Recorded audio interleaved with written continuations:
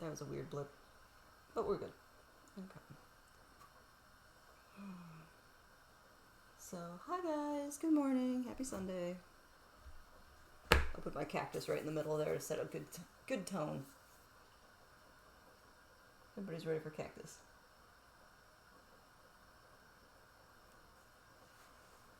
Alright.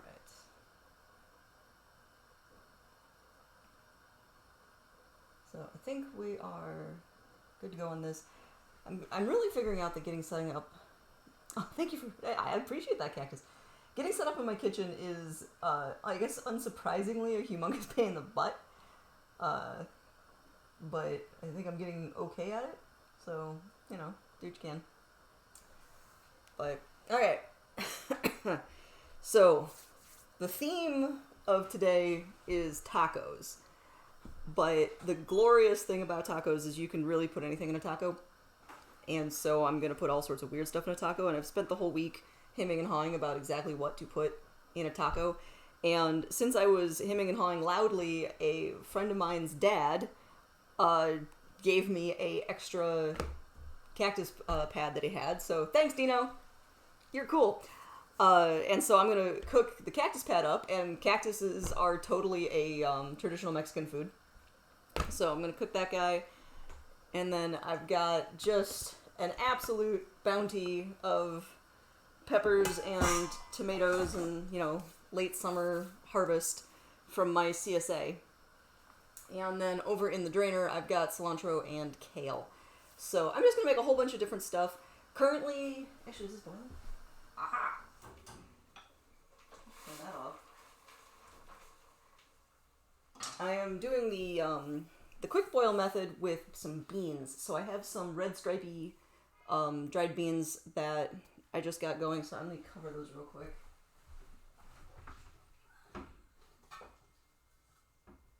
If I can find the lid. Okay, you can never find the actual lid you want for whatever vessel. There it is. Okay, so those quick boil method on beans for anybody. Oh, okay, so it is correct. Pseudo9. Cool. The quick boil method for beans is you put the beans in a pot of water. Solid start. Then bring it up to a boil, and then when it boils, you turn it off and cover it and let it sit on the stovetop for an hour. And then you can just turn it back on, and it cooks in only slightly longer than the amount of time that if you let them sit overnight.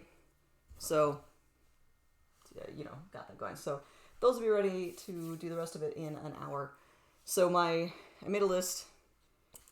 So, tacos, beans, cactus, kale, and pico, and then, of course, cheese, lime, and hot sauce when I'm actually serving it. So, I kind of want to set up my order here so that I'm preparing the things that need time to sit. So obviously the beans were the very first order of operations. Get those out of the way. They have to sit for an hour, and then I'll cook the rest of it. The cactus is actually going to be one of the last things I do because I want it hot, more or less, when I'm putting it in a taco. So as much as I wanted to show off that I have a cactus because that's neat, I'm putting this guy aside. So he can hang out way over here. So what I actually want to make next is just some basic salsa. So I have a whole variety of peppers. Oh, and actually I meant to... I'm going to add this to my list. Shishitos. Alright, so I have shishito peppers too. Let me grab one. So... these guys are shishito peppers. These are fun, weird peppers. 1 in 8 is spicy, which is a fantastic metric.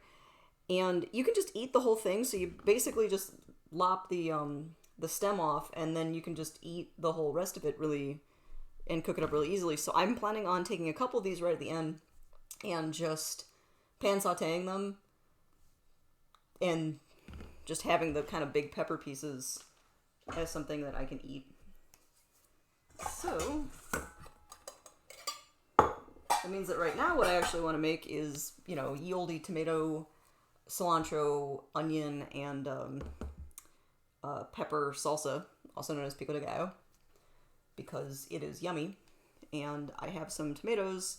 So this is the last of my current round of tomatoes that super need using.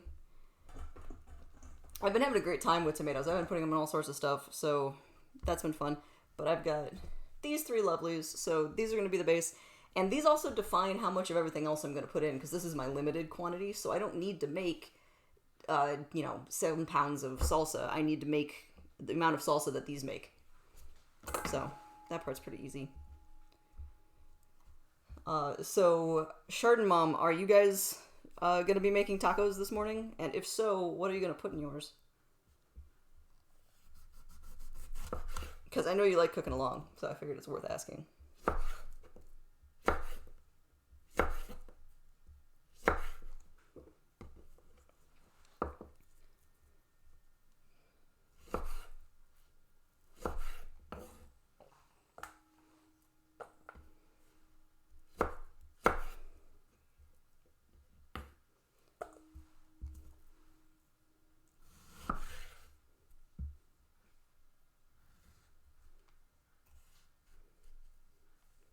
Also, Shard and Mom, I was surprised that you stayed on the feed last night as long as you did, since it was so late. I kind of did go on. Which, that's alright. That's cool. Yeah, I didn't have as, specific a plan this week. So, that's cool. You can just, hang out for the joyful banter, I suppose.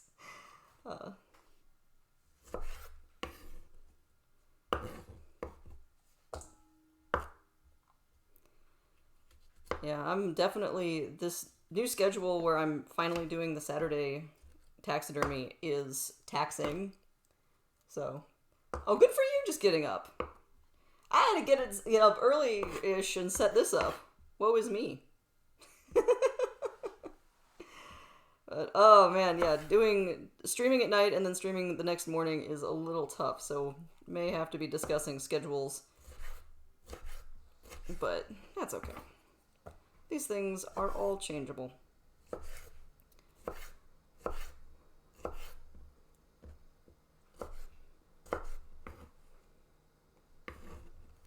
Aw, you totally got me. Fine.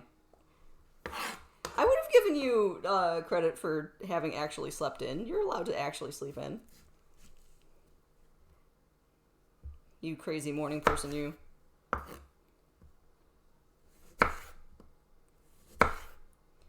This is actually a really firm tomato, which for me I think actually means it's going to be pretty good for salsa, because you want it to kind of be chunks. Not weird, super hard chunks, obviously, but, chunky.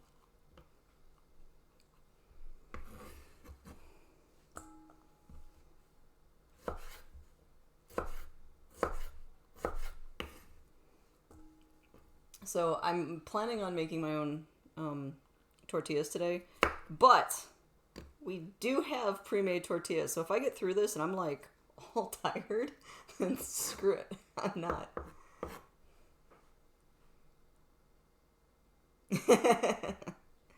That's true. I mean, you're retired, right? Retiring is in essence sleeping in anytime, every day, right? That sounds glorious to me. Maybe that's just what I want when I retire.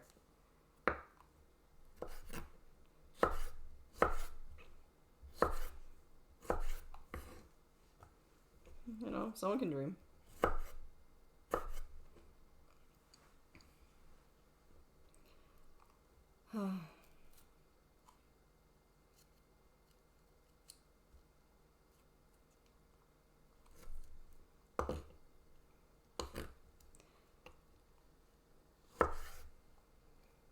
Alright. So this one's coming along. I've been really enjoying having fresh tomatoes. I'm actually not the world's biggest fan of tomatoes, all things considered. Or at least not raw tomatoes. Obviously, tomato sauce is my jam. But if they're really good tomatoes, then yes, I totally want to eat them. And these have been some pretty good tomatoes.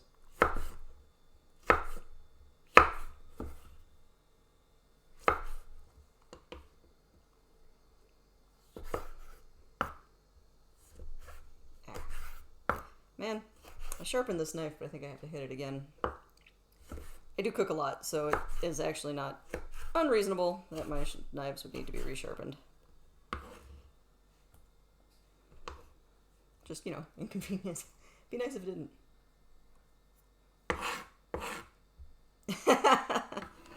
Well, since I know that you are also a professional grandma, it is never ending and you are way busy. So I guess there's the idealized version of what retirement could be versus understanding that, yeah, maybe not.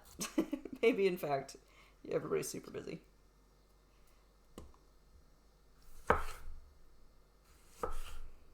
That's okay. Having the choice of many things to do is actually not bad. For sure.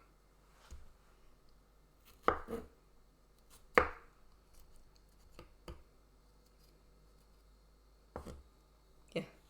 And speaking of now there's Twitch, like, I had a whole summer off because of being furloughed and then laid off. And it's not like I had tons of time. And I was like, oh, I think I'll do this other thing. Spend a ton of time doing it, a ton of effort. Relaxation is hard. It's basically what we're learning. That's okay.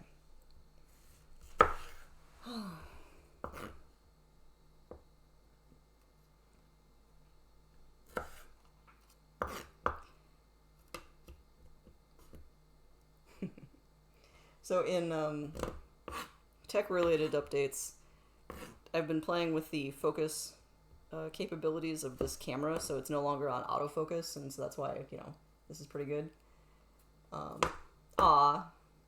Well, good, I'm glad to hear that. This has been nuts, because this camera, I can actually set it... Right now, it's at the maximum distance for focus, so, like, over here is slightly out of focus. This is pretty good, and, like, the stuff in the foreground is, like, super in focus. If I set it to focus close, I basically can hold things directly up to it, and you can see all, like, the cracks in the skin of the tips of my fingers, and really, really weird stuff. So if I wanted to get, like, super detailed, tight shots of whatever I'm working on, I actually can do that. I don't know why I would necessarily want to have that level of detail, but you could.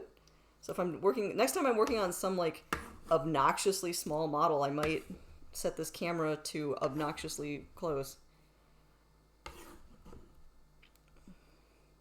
Because I evidently have the technology for that. Super macro camera. Which means it's kind of garbage as like a face camera, but that's okay. Chardon Mom, have you been looking at any other channels on Twitch? Have you been learning stuff about Twitch, or is it mostly just from my incredibly varied weird stuff? Because I got weird stuff here. We do weird.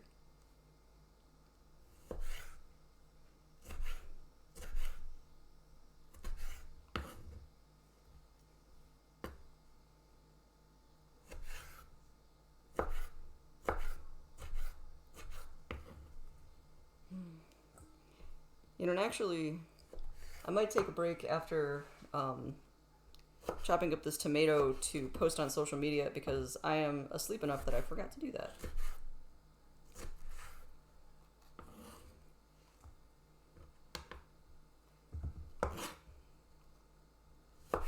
I might as well finish all 3 tomatoes. Get this whole section done. It's fine.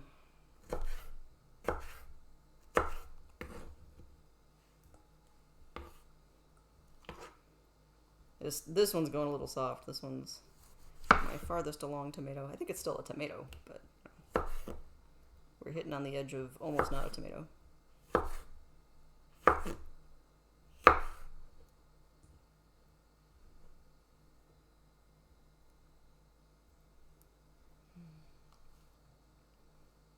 Well, I'm glad you're poking around. There's a lot of neat stuff on here. People do cool things. But, yeah, again, real busy.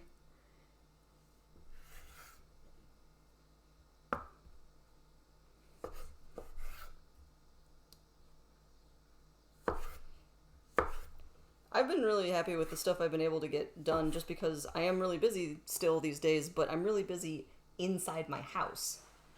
Since, going out and being part of the world is kind of not great right now. I'm really busy, but I'm really busy in things that are immediately, like, benefit me, which is pretty cool. So, my next weird project I think I'm going to try and do is hanging various fun, weird things in my workshop. Because I have, like, a couple of really cool kites that I could put up in the ceiling that I just kind of miss seeing. And I have a number of whimsical hanging lights. So, you know, ones that are shaped like stars and made of paper and things of that nature. And I think I might put those up in my workshop. And that's something I can just totally do because I'm home. And so if I'd have 15 minutes to rub together, I'm like, oh, hey, I can do this thing right now.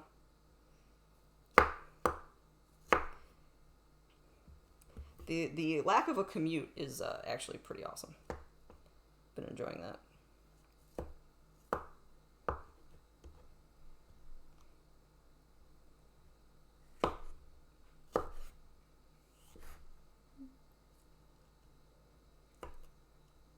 Okay, that skin just came right off. Sure. Let's do it. So I have a couple of these tomatoes were really firm. This one is mushy, so that's okay. Having the variety of textures is actually pretty alright by me.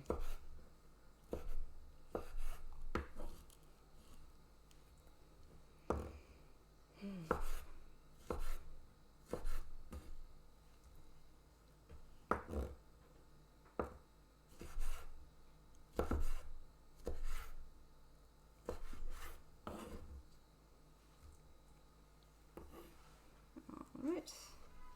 1/2 of a tomato to go. And then on to so many peppers. So I kind of let them back up. I have a backlog of peppers.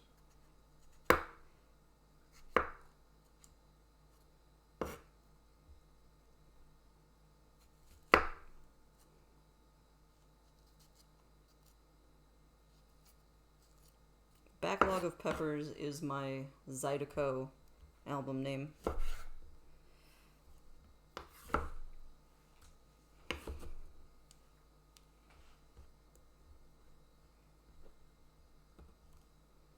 That's a little funny looking. That's a little funny looking. Just let those go.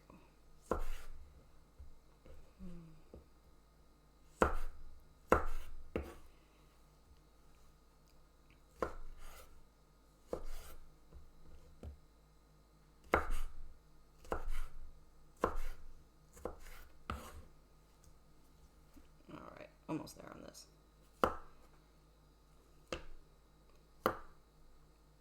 There'd been a lot of talk about using the eggplants that I have in making something today, and I just was never inspired. I'm still a little weird about eggplant. Eggplant is a little weird, so I decided to stick with stuff I know. Yeah, let that go.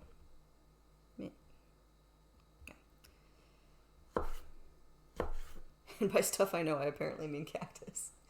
But, yeah, I personally pretty much always do. Even if it's like a mango salsa or a peach salsa, I'll still have some amount of tomato in there. The tomato makes it nicely wet. It kind of adds a sauciness and brings everything together, in my opinion. So, I pretty much always have tomato. I think I can leave out almost any other thing. I've left out onion. Have I left out peppers? I don't think I've ever left out peppers 100%. I've gone really pepper light. Alright, let me wipe off my cutting board.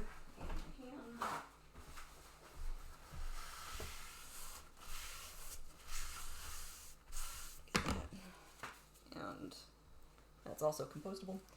Alright, let's take a moment, post on social media. Well, let's take a picture of lots of peppers as my social media post.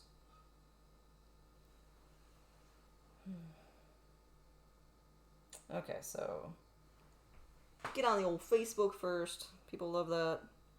Photo, peppers.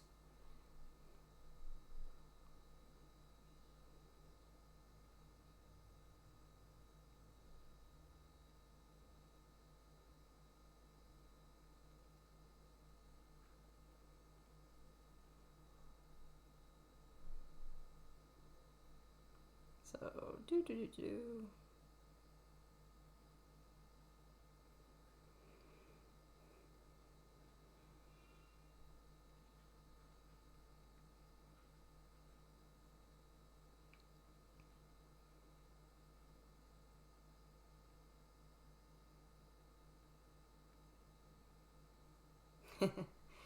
Weird typo. I replaced all the P's with O's in the word pepper.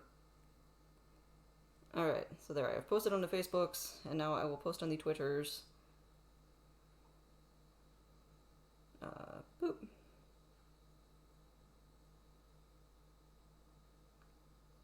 Twitter, of course, I keep it shorter because I can. It's more, like, socially acceptable on Twitter. Alright, there. I've posted on social media. Woo. Do the thing. Okie dokie. So, I've got my tomatoes done. Now it's really just about endless peppers, which is very doable. It helps that I actually really like peppers. And none of these are so spicy, I think I'm going to bother wearing gloves. So, all of this will be pretty mellow. Where's my half? Okay, I've got half a poblano I definitely want to use. I might just use 2. I've got 3.5 total poblanos, but I feel like that's a little too many for what I'm going for right here. And they're all really different shapes. Here, I'll do those 2, and I think I'll save these guys to see how many I want. I definitely want a bunch of these. You know, actually, I might wear gloves for those bad boys. And I'm going to need an onion. So, Mom, I am going to be using onion for a lot of my stuff today. I've been avoiding it for a lot of other dishes, but I really like it for these things. So, and since you're not following one-to-one, I don't feel as weird using onion. So you'll see a lot of that today. Oh, and then if Chardon Dad is around, you can let him know I'm going to be using some of his dried habaneros for my beans. As in, like, 1. I will be using 1. But it is sufficient habaneros. Alright, so let's do the poblano. You know what? I should just wear a glove. I'm thinking about it. I'll be happier.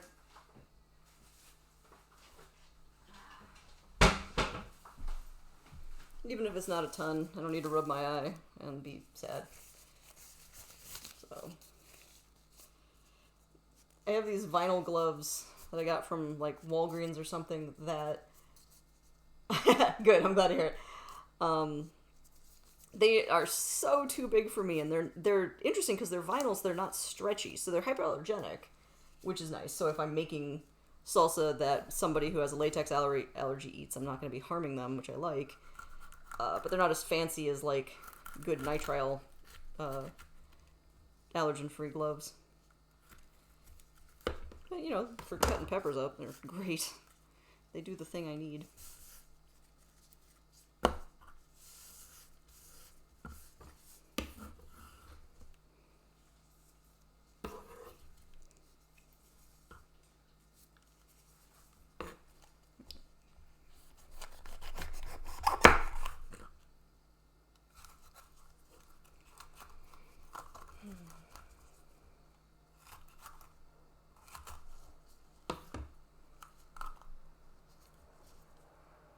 Yeah, I'll let that all go. Boop.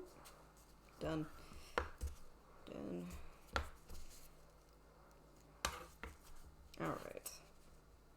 I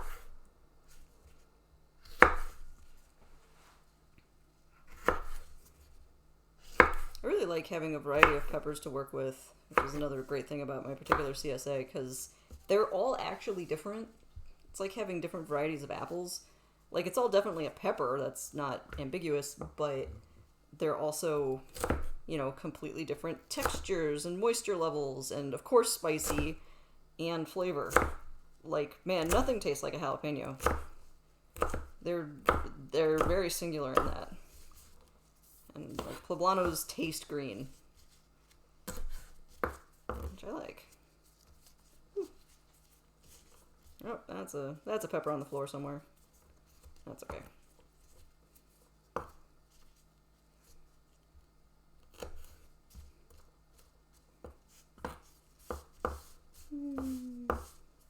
kind of big pieces, but that's okay. I might cut the next round a little smaller. I'll have a variety of sizes.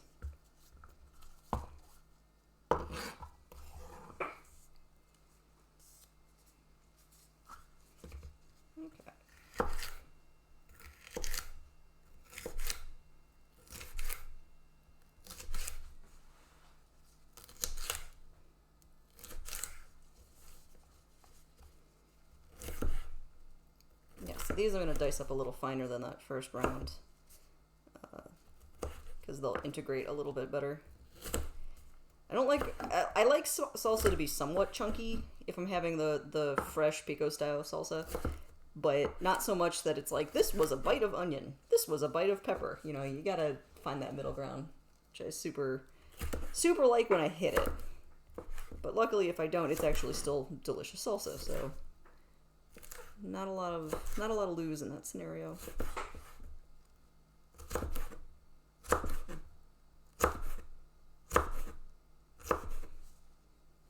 And if I do want to make my salsa a little plumper without adding a lot of hot peppers, I do have a couple of really nice yellow bell peppers, which now that I'm thinking about it, I might add one just because they look nice. Man, that's already looking like a lot. Well, I already started this pepper, so haha, I'm committed. Let's just roll.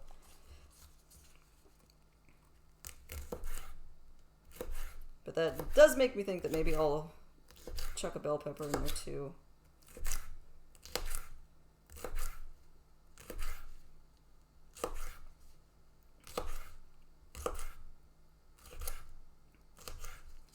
I actually planted tomatillos, purple tomatillos, on my balcony this spring, being like, yeah, you know it'd be really great, some tomatillo salsa. Yeah, no. Lots of flowers, but I don't know if it's just the pollinators don't make it up to my window box, or my balcony the way I would want, or if the seeds were just super old, so nothing's really viable or what. But I was actually out there this morning, and I can tell there's a couple little starter tomatillos. You know, the little bell-shaped leaf bulb things. And I'm not convinced they're going to become anything.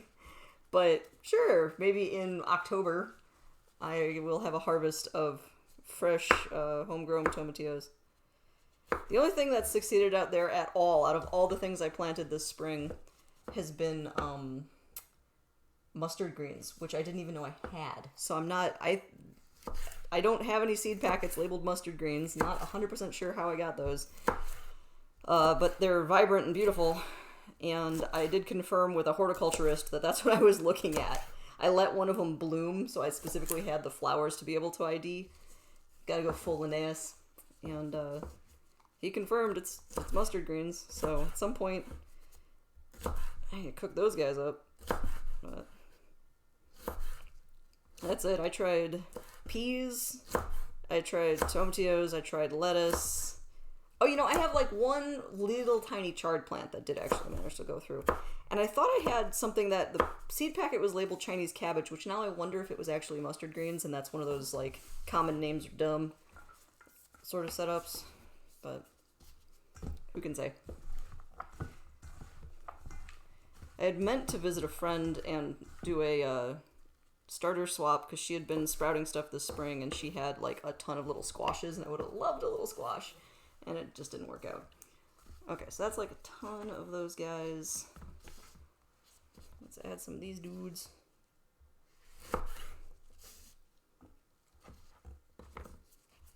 You know what? Let's start with two. Let's start with two and see where this takes us.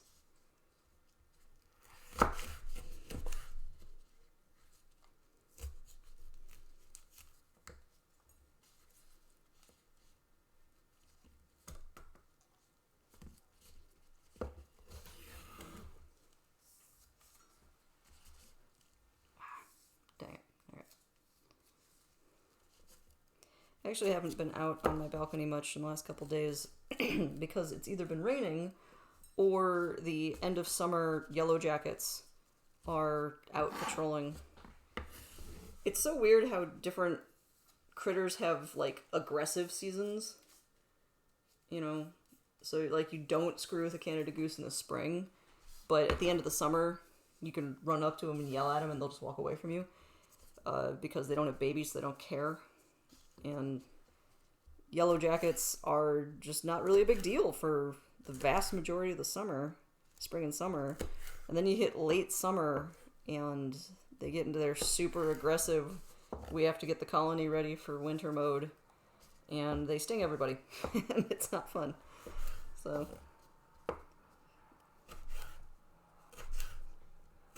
they've basically taken over my balcony, which I don't love, but they can have it during the day. I get it at night. If it's not raining. So.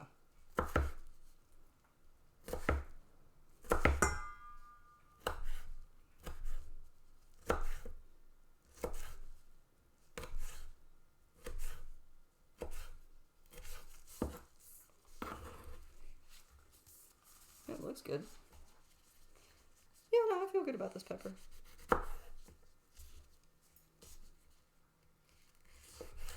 I do think I'm gonna get a bell pepper though. I hadn't been leaning that way before, and now the more I look at this, the more I think it's crying out for a delicious yellow bell pepper. This is kind of the funny thing about going on without any sort of recipe, is it's just like, meh. Mint. Really? Because I think of mint as being a major pollinator plant, because it's just absolutely coated in flowers. You'd imagine it would attract them. Huh.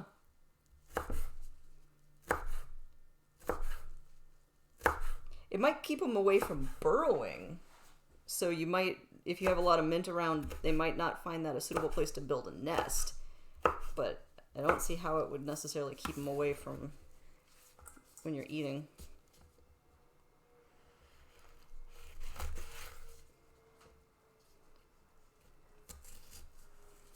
I was looking up a weird bit of plant lore Friday, some number of days ago, about hedge apples.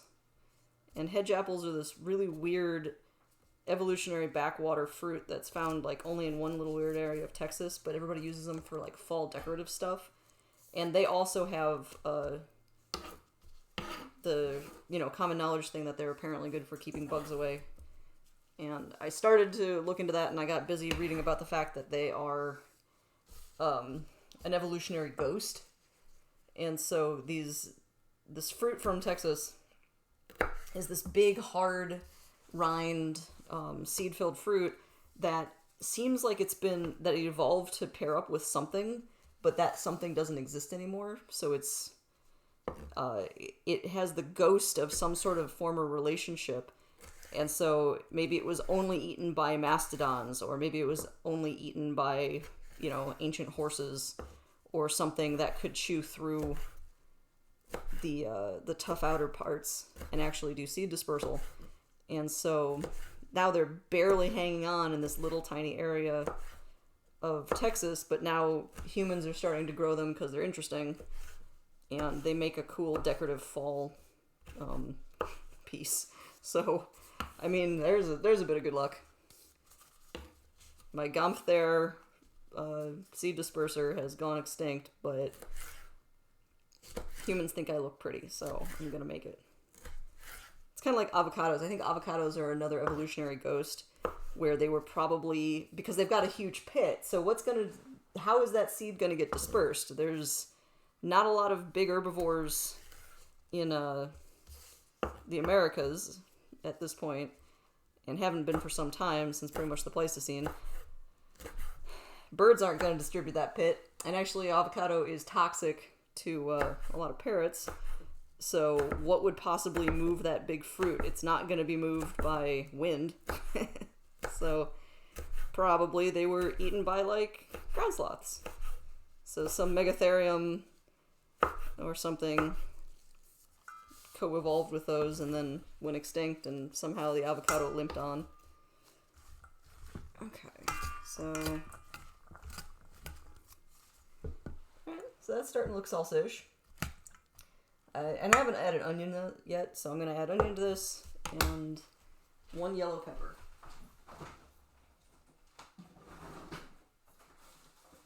There we go.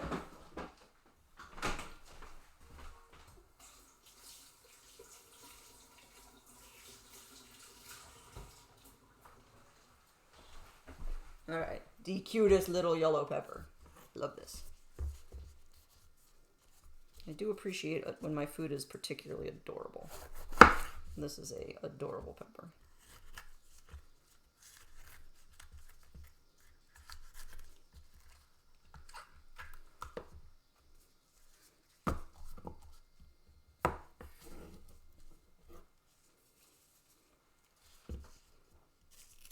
Do it this way.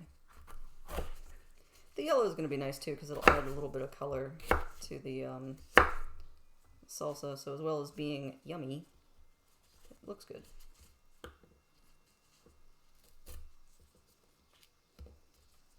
There used to be a really, really fantastic produce stand in Chicago called Stanley's, and they were so funny because they sold red peppers because people, want red peppers, but directly next to the red peppers would be yellow peppers that were like 1/3 of the price. And I was always like, all right, twist my arm. Because green peppers taste like green peppers. There's a really specific green pepper flavor.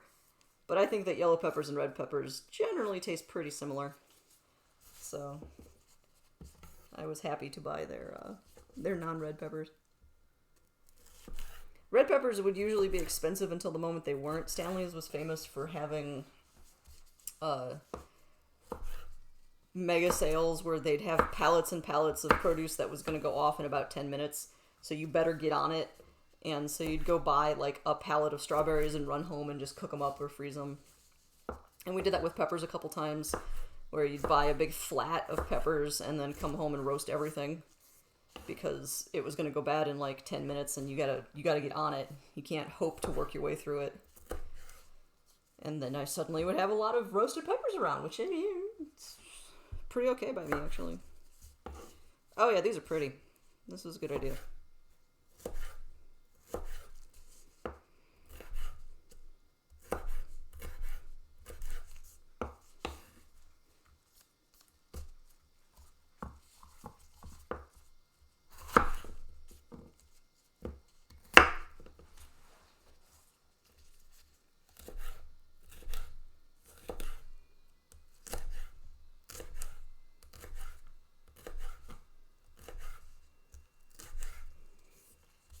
So I was reading about those plants that are, the hedge apples and the animals that may have eaten them, and it reminded me of the word gomphthare, which is a non-elephantine proboscidid. Proboscidae? Something there. So they're big things with trunks that are not elephants. So the whole Elephantidae group is what we think of with elephants and mastodons. But then you have the Gomphtheridae, which is, you'll see the pictures of ancient giant critters, and you'll have like the ones with the big flat faces where it's just kind of, and there's big flat teeth. Those are in Gomphtheridae.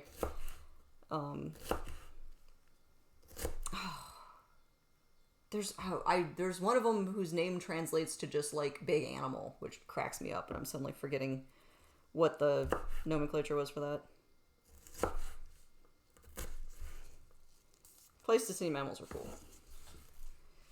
And the terrible names that uncreative scientists give them is just endlessly funny. So I mean, it's a lot of pressure. Here you are, you're researching this big thing, and people are like, well, what are you going to call it?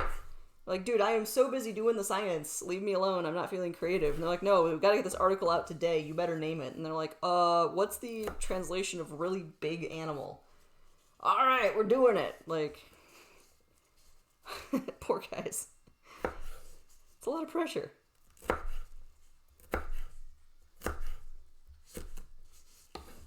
Brontosaurus. Come on, guys. Okay, so that's looking like a pretty delightful salsa. So now it's time to add alliums and herbs. So I'm gonna just put in, maybe not that entire one. I've got a half a onion here from yesterday. Use that guy.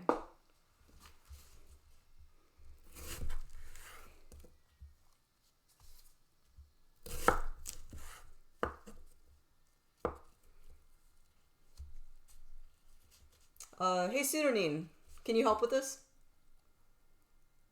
Oh yeah, I can. Thank you. Man, so that's 2 days in a row now that I've had squatters on my channel. Crazy. Yesterday's person was okay. When I called him out for being a jerk and posting links on my channel, they apologized. But these two can burn in hell. Ha ha ha. Die in a fire, giant jerkbags. Okay.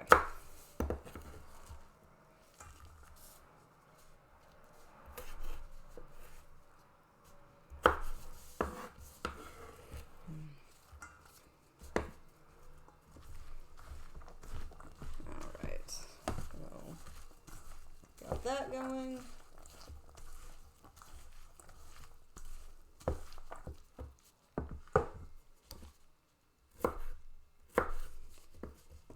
So, Pseudonine, you have now officially moderated. Thank you so much. I will as soon as I figure out how to ban this person. Oh, yeah, there's two of them. So you know how to get into the moderator view? I'm in moderator view. I'm just looking for the button. I believe if you click on their names. Yeah, I tried that. I'm working on it. Oh, there we go. Okay. Yeah, because it's not like they're even probably here anymore. But. Oh well. The internet. Oh, there we go. Thank you so much. Moderation. Doing the thing. Man, that means you're famous now. Oh, I'm definitely famous now. Yeah. I guess I'm appearing high enough on the lists that people feel like that using my channel for their bad advertisements is a thing.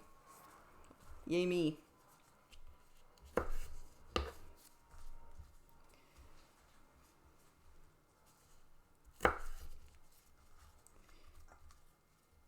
Alright.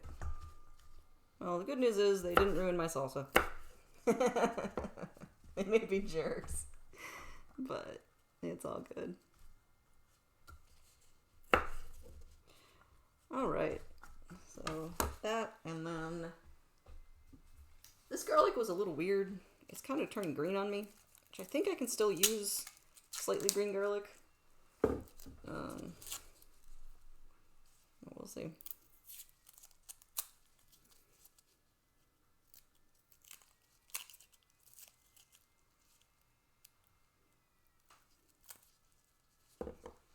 Alright.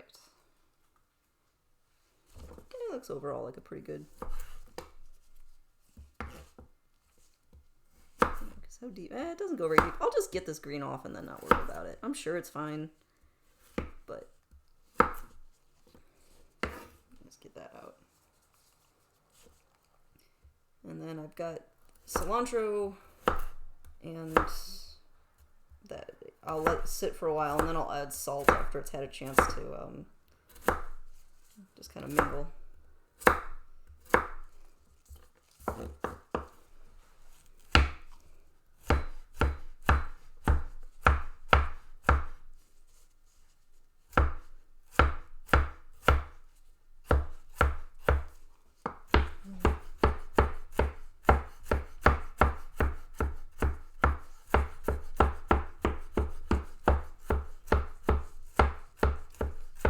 In a fresh salsa, I always make sure to really mince the ever-living heck out of my garlic so that it actually touches everything. I want it as fine and pasty as possible. Whereas if I'm making a cook sauce, man, it's probably fine. I can have some big pieces. Those are usually pretty great.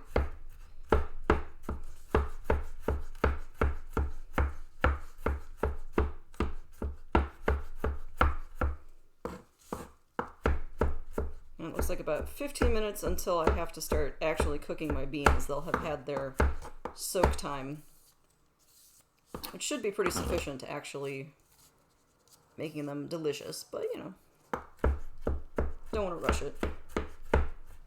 Alright, that looks like some pretty good garlic.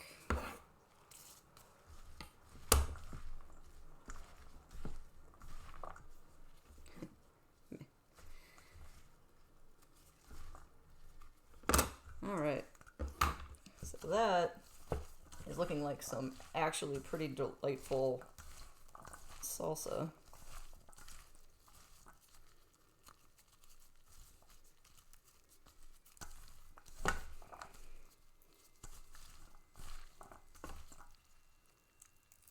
Alright.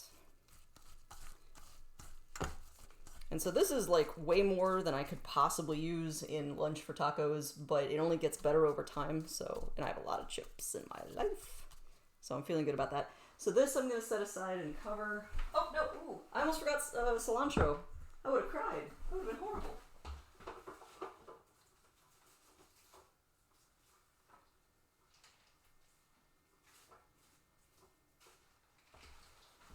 That's the problem with leaving the salsa over on the drainer instead of in my immediate line of sight.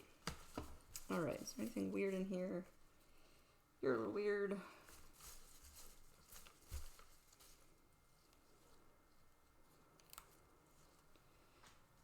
I have a just fantastic little Mexican bodega within like 2 blocks of my house. And so I know I can always go there and get some pretty basic important stuff such as fresh lemons, fresh limes, fresh cilantro, and good peppers. And I appreciate their continued existence. There's also a really fantastic little panaceria at the very end of my block that I would get treats for people at the museum. But I don't get a lot of stuff from them because we don't have wheat in the house, and everything there is made of wheat. So, oh well. So it goes.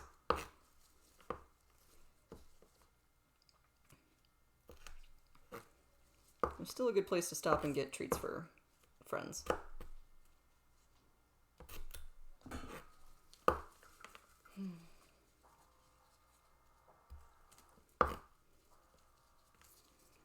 So chopping up cilantro is always one of those things where I know you can eat the stem, and so sometimes I just rush it and don't worry about the fact that there's a ton of stem in it. But I think for, again, the uncooked cilantro, I want to be a little more careful. Or not cilantro, uncooked salsa. Keep it fancier. We are fancy here. We are fancy people.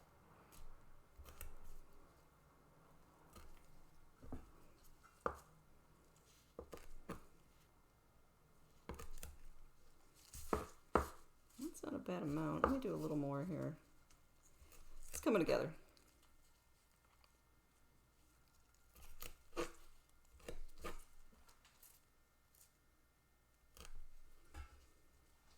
And so the end result of my tacos is they are going to be vegetarian.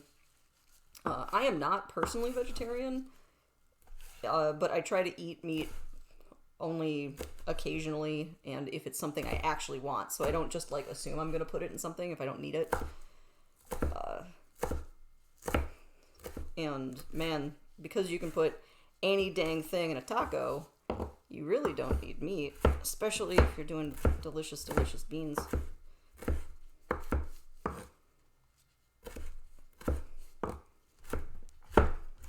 And I like the recipes that kind of use meat as a flavoring. You have to watch out for those if you have someone who's actually vegetarian or vegan. You don't want to be a jerk. Oh, well, thank you. I'm glad you think of me as fancy. But like flavoring beans with some sort of like bacon or bacon fat is really good. But I also really like tofu mixed with meat, so that's just me. Alright, so that looks pretty good.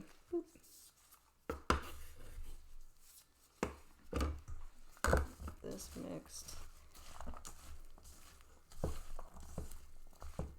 Okay, the cilantro is what makes this now smell like something I definitely want to put on a chip. I think that's a pretty good amount of cilantro. I'm going to be putting cilantro in a lot of things, and I'm going to have it available just to put on my tacos when I'm eating them. That glove is dead. So, okay, I'm going to go cover this and set it aside. It's looking real good.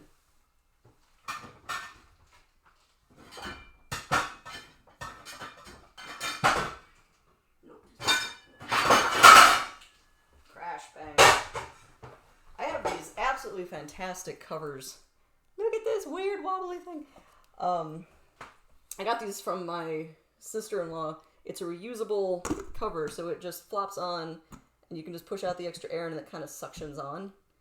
And so now I have a seal on my metal bowl, and I don't have to use a bunch of cellophane.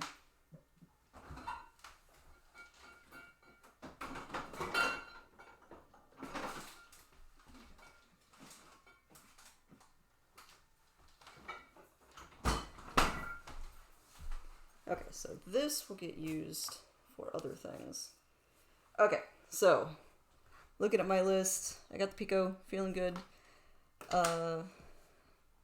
We are at about, I'll give it a couple more minutes, but then I'll get the beans back on. Probably want to get the kale ready. Yeah, kale I think is next. The kale is going to be really straightforward. I'm just sauteing it with garlic, and it'll add a nice, like, poofy element to my tacos without being a ton. Let's see. How do I do this? This can go away.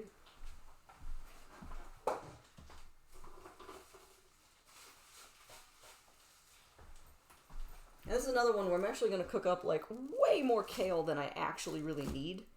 It does cook down. It's a green, so when I throw that in a hot pot, it'll cook down a whole bunch. Although in hindsight, I could have made this into kale chips.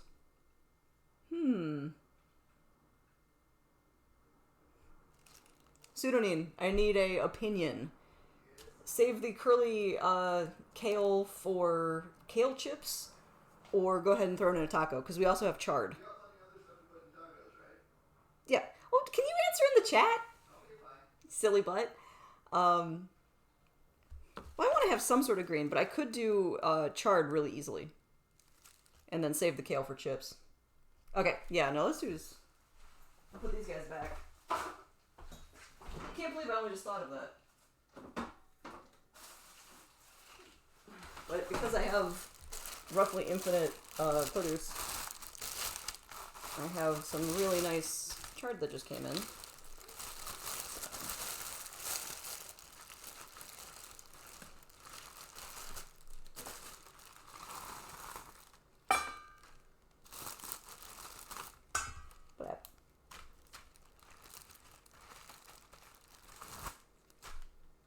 That's probably enough. Okay.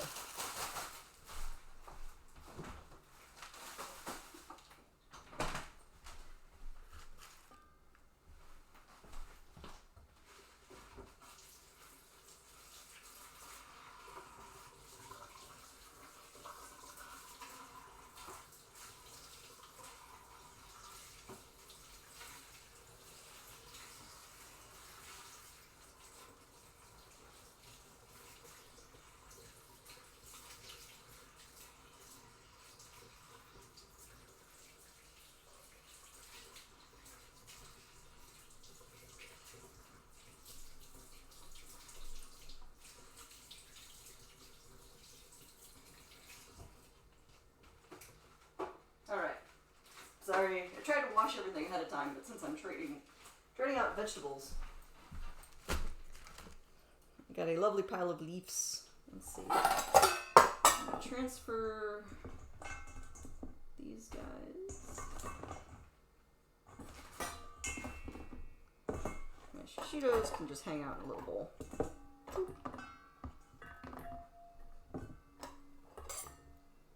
This can go there. This bowl can now hold my greens as I get them sliced.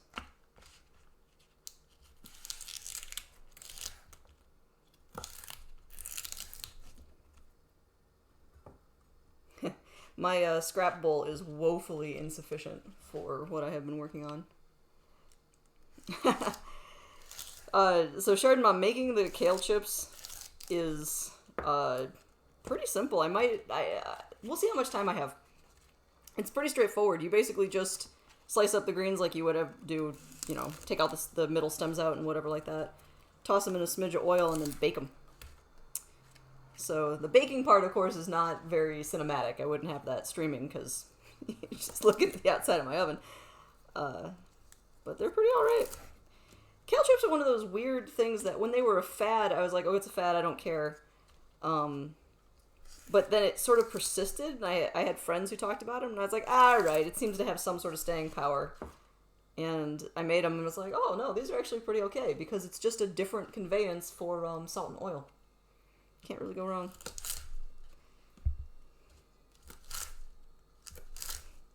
Actually, I don't need the really big bowl. I'll go for a medium-sized bowl for my delightful-looking greens. So doing chard instead of kale means that it's not going to be as poofy when I'm putting it in a taco, which, it's okay. Both things are good, I think. Having it be really, like, voluminous is kind of cool, but also can get in the way. So, yeah, can't go too wrong. You can put anything in a taco.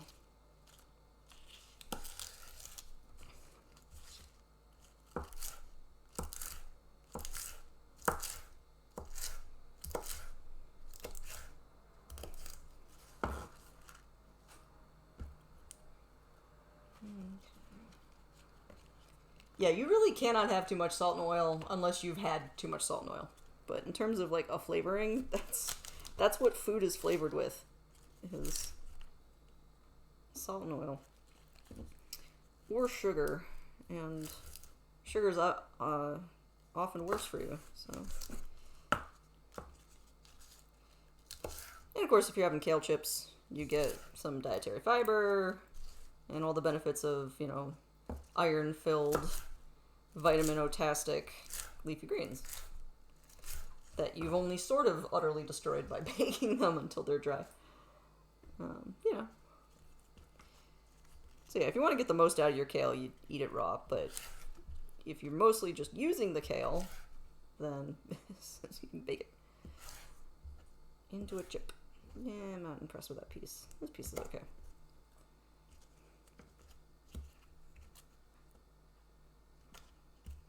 So hilariously, I think I rubbed my face.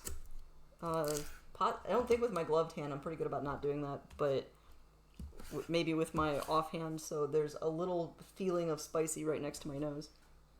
Oops. Guess it's good I wore the gloves. Actually, I did notice that my glove, the tip of one of my fingers had gotten cut off. Glove fingers. Tip of one of the glove fingers had been cut off. And so my hand was wet inside the glove. And so that also means, of course, that some of the spiciness made it in there. This is why if I had gloves that fit me, that'd be better. Those are also on order because, of course, I need better gloves if I'm going to be doing certain types of taxidermy work. So, but so I could use those nicer gloves for cooking, and I might do. But, the vinyl ones generally get me where I need to go. They'd be woefully insufficient for taxidermy, though. I do not need that stuff in the way when I'm trying to be really precise.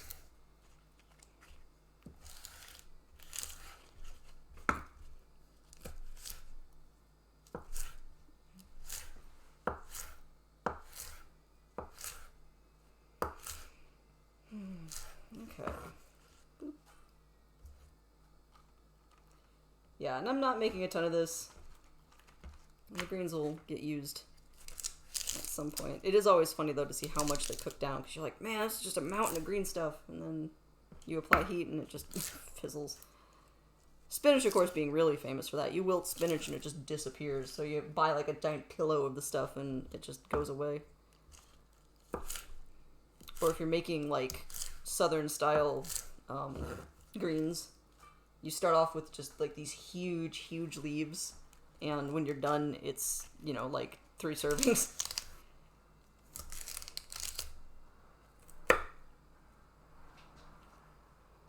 I do not love that piece.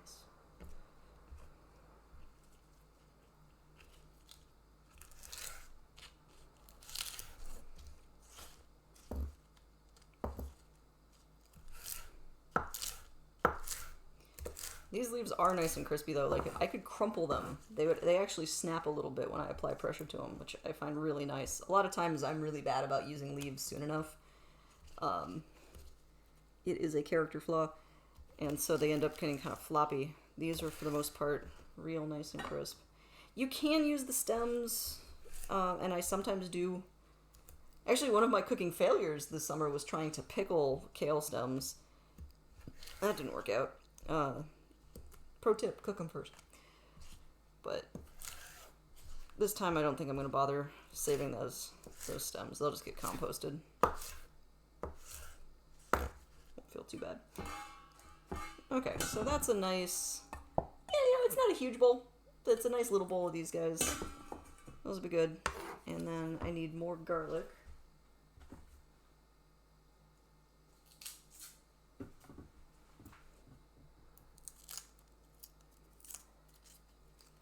Luckily, I have a lot of garlic.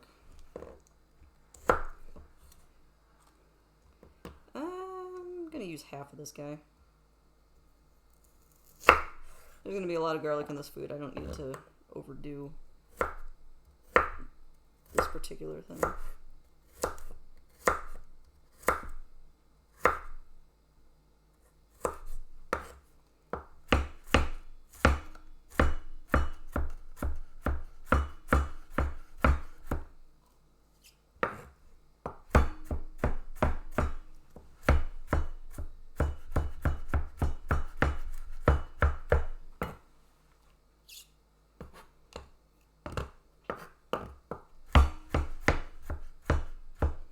There's a little bit of cilantro that's getting mixed in here, and I do not care.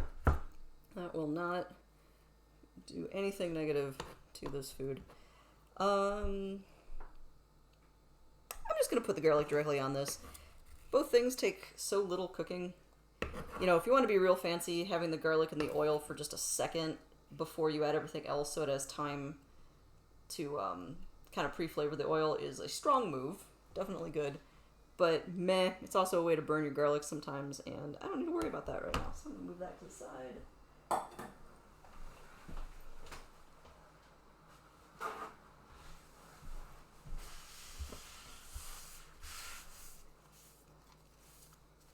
Okay. I'm going to dump this stuff because it's actually starting to be in my way. So into the bucket you go. Affectionately known as the stink bucket.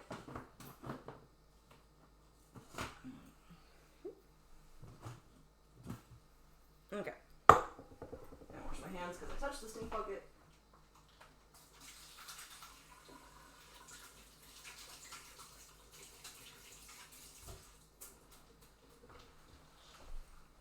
Okay, so I'm not going to get cooking right away. I'm going to finish prepping everything and then actually turn on my stove.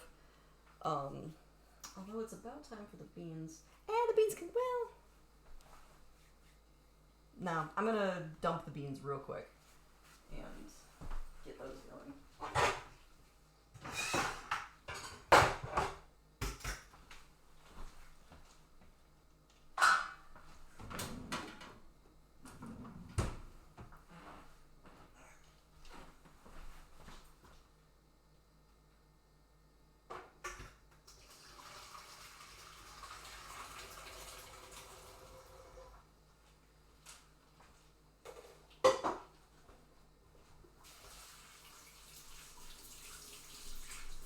Oh, they look real good, though.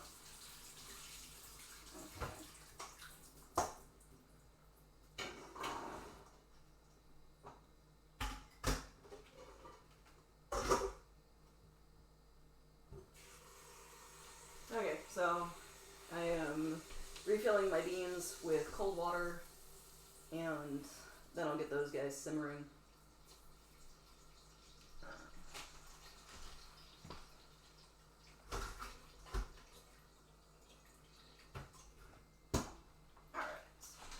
Back.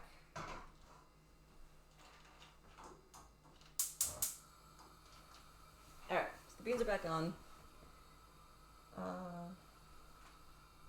And those should be absolutely delightful. You really can't go wrong with putting the beans in a taco. And I'm going to do them kind of semi-refried style. Some beans I like as like whole little beans in a taco, but they tend to like come tumbling out. Whereas if you just gently mash them a little bit, you'll have whole beans mixed with mushed beans, and they're real good. So I often go that direction. Okay, so basically, put them in the pot, blah blah blah. Oh yeah, I should probably salt them now. And then those will probably be done at about half an hour to an hour from now. So right when I want them at the end of putting all this stuff together. So. And then do I want to add onion? Maybe? I think I might chop up a little bit of onion so I can throw in there too. Because I'm going to... Here, let's make a little thing for that. So, not this much onion. Let's say that much onion. Meh.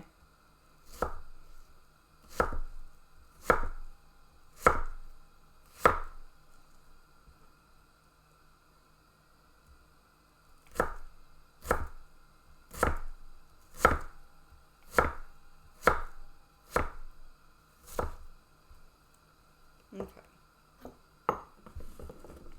So we'll do that much onion and one dried habanero because that's exciting. Do I have anything else I want to add?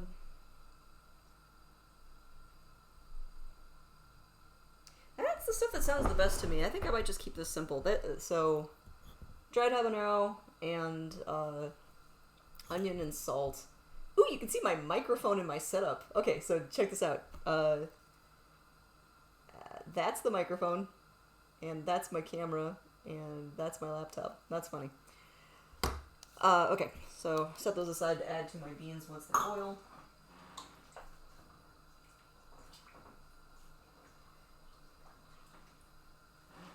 A really important thing with beans, which I have been sort of playing with this summer, is when they boil, they produce a really disgusting foam scum thing, and you have to get that off of there because that's the indigestible sugars that give you stomach upset. And I was reading a New York Times actually article that was like, New York Times or Epicurus, well, anyway, some cooking thing that was like, it's delicious, so why not put it back in? And so I tried that, and then there was agony, so we're not doing that. We are definitely taking the disgusting foam off, so I'll have to check for that a couple of times. I think it's time to play with this guy, which I'm fairly excited about. You know what, actually I can put this back. Lol, sorry. Very loud. Here I am trying to tidy up and I'm just throwing stuff around. Alright, I'll move these guys out of the way. And so, from what I was reading about these, looks like Dino did most of it. So, my friend who was already cooking with this already removed all of the spikes. So you can see all these little marks where there had been thorns on this cactus pad, but he already went through and got that. He also trimmed the whole edge off. So the edge is really tough, and you don't really want to eat that. So Dino already took care of that stuff for me. So all I have to do now is just cut this into strips and cook it. So thanks, Dino. You're a great guy. Let's see, I'll do...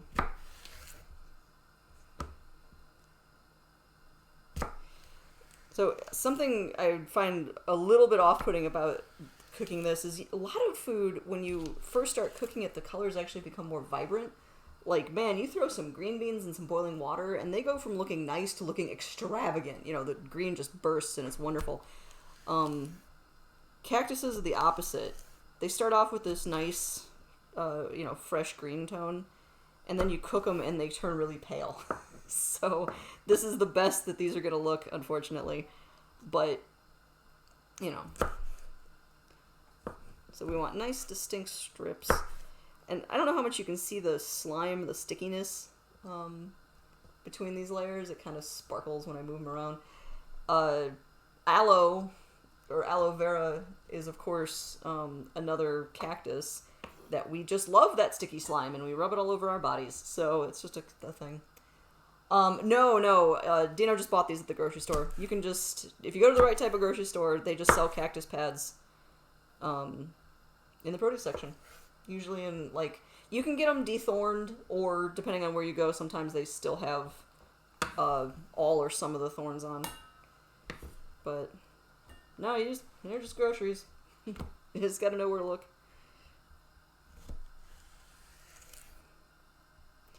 The only cactus that I'm aware of that grows in Illinois are 3 subspecies of prickly pear. So you can get Illinois grown prickly pear fruit, also known as tunas.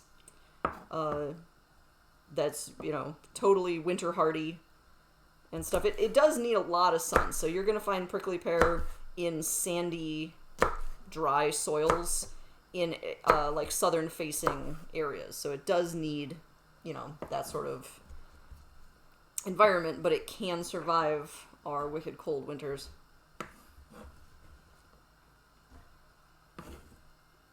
Okay. So I've got my cactus all ready to go there. And then the cactus also gets mixed with onion and 1 red chili. So, how much onion did I need? 1/4 cup of onion and part of a chili. That's maybe a little generous.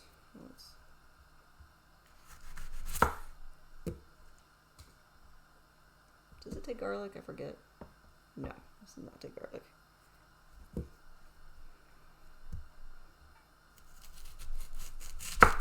Okay, so I'm going to save that, and that's probably close enough to a 1/4 cup that I'm unconcerned.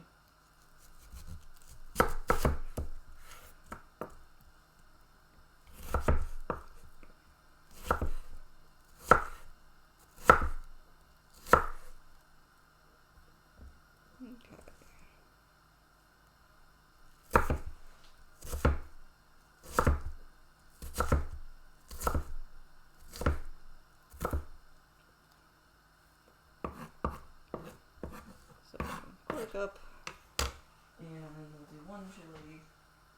Let's do a little one. And I've determined that my hands are already spicy, so I'm just gonna do this guy. This may be a really bad idea.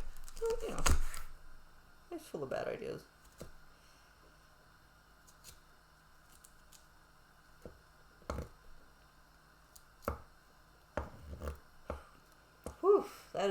That's an onion. Doing onion stuff. Eyeballs. Whew. Wow. That one, really got me. I need to walk away.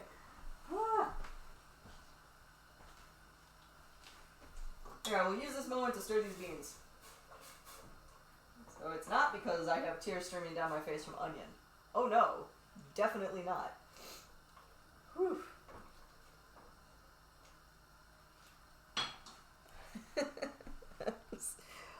Onions. Oh, neat. I'm glad to hear that you were able to grow some. So what species of cactus were you growing? Were they prickly pears, or was it nopales, or what?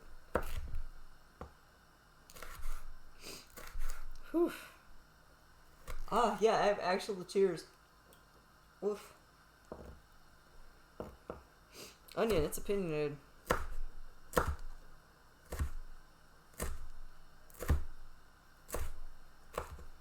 Okay. So that's a nice little pile of chilies. And a quarter cup of cilantro. Move that to the side.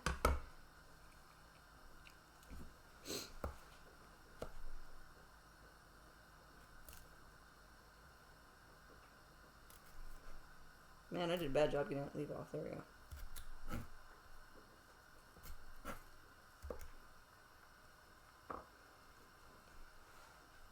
Oh, neat.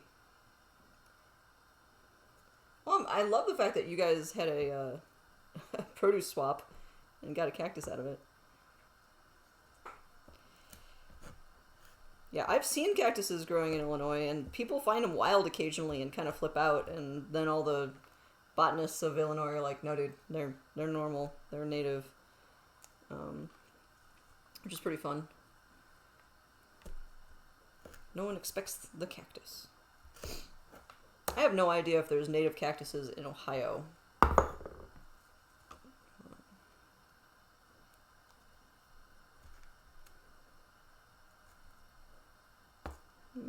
Don't love that one.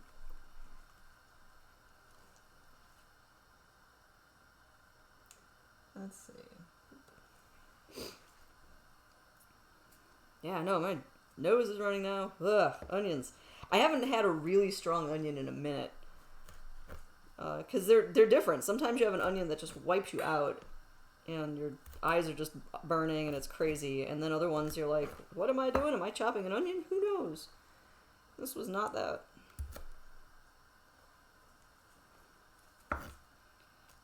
Going for about a quarter cup.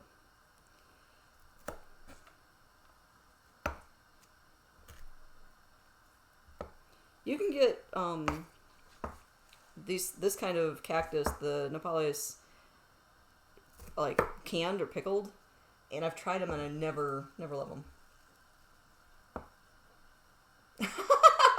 Oh no! So someone else got their cactus to bloom and it just didn't work. Well, I mean, yeah, the lack of sun. They need sun. They are cactuses. So that sandy soil and full sun setup, I guess it just your setup wasn't full sun enough, and theirs was. But man, well, think of it as building good relations with your neighbors. Good for you. That's awesome. Maybe I should give that neighbor my really pathetic tomatillos, and then they can give me a full harvest instead of the just leaves that I have. That's probably a generous quarter cup, but I really like cilantro, so I think that's fine. Okay. So, blah, blah, blah. And so, this is fine. And I have a lime for later. Okay, so I think at this point, I'm ready to actually start. So you pulled yours out and planted ornamental grass. I think that's the better call. You gotta work with what your yard is gonna support. I am gonna take a 5-minute break and shift my setup to over by my cooking surfaces. And then we will do the final assembly. And at this point, I think I'm probably not gonna do homemade tortillas. I'll just use the store-bought ones because this was a lot, and that's okay. I've got it for later. So I will be back in about 5-ish minutes. I've got 12:21 right now, so I'll see you at 12:26-ish.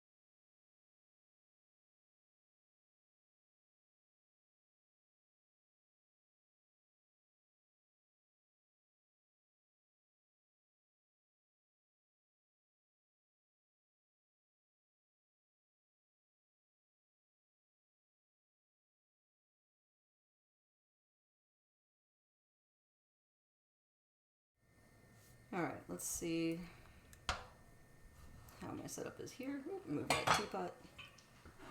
Evidently in the way. Okay. So that's not the worst. Let's move this guy. Whoop. Cables, I tell ya. There you go. And that's not a bad focus. I think that'll get us where we want to go. Okay. So let me turn this. Aha! Now I'm fully in camera view. There's a pan. Things are looking up. So now I can start sauteing things that will eventually go into my tortillas. And I've moved my beans over. They're doing fine. So what do I want to do? What's my action order? I'm gonna figure out my action order. Because I'm actually gonna also want to start warming up the tortillas. So as much as I'm not actually cooking them, I use 100% corn tortillas, and so you need to warm them up. Having them cold is beyond nasty. Okay, so I should be back on at this point. Pseudonym, can you see me? Am I back? Because OBS was having a conniption fit. Hooray! Okay, that's what I want to hear. Okay, so now we have fabulous. Thank you, Shard Mom. I have a pan. My beans are over there, just off camera. You can see my face. Okay, so I'm gonna actually, if I tilt this up, is that good? Is that bad? Will it let me tilt? Kind of no. Well, you can see the stuff over there a little bit better, so that'll give me at least a little bit more of a range that you guys can see.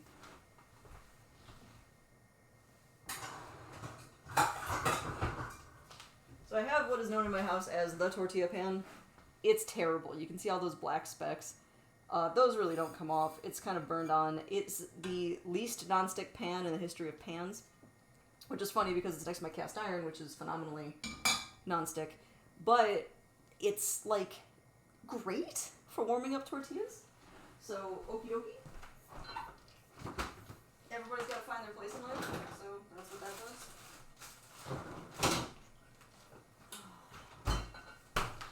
Alright, so again, I'm not making my own tortillas today. I'll be using El Milagro because they're great. And that's easy. And I do have a tortilla holder. So, you know, this classic dude, because it's exactly what you want to keep your tortillas warm. So, that's set up.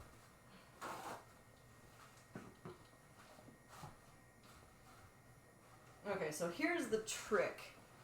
I'm basically going to be sauteing various things, and I want to try and balance it out so that the vast majority of my food is actually warm all at the same time. So the time is about 12:30. My beans should be done at 1, more or less. And so that gives me half an hour to try and get everything else to start kind of coming together. So the first thing I want to work on is the cactus. The cactus takes 20-ish minutes, sort of, to put together. So get that burner on. And once that little bit of water evaporates, then I can put my olive oil in there. And so the cactus rhythm is oil and cactus for, what is it, like 8 minutes? Let me check my notes from my handmade little notebook. Yeah, so 5 to 8 minutes, then you add onion, it's another 3 minutes, and then everything else is another 3 minutes. So they're estimating that it's only like 15-ish minutes to cook that up, which is fine, because I want to cook this in this pan, move it aside, then in the pan with any residual flavors, I'm going to do my greens, move them aside. By that time, I should be able to focus on my beans, and probably when I'm doing the greens, I'm going to start doing my tortillas in this other pan. So, that's the plan. Let's see if it actually works. Here's hoping. So this is probably warm enough now. There's a cat here. because there's always a cat hair. Which I have a good shirt for that. It says, I was normal about 3 cats ago. It's a good shirt.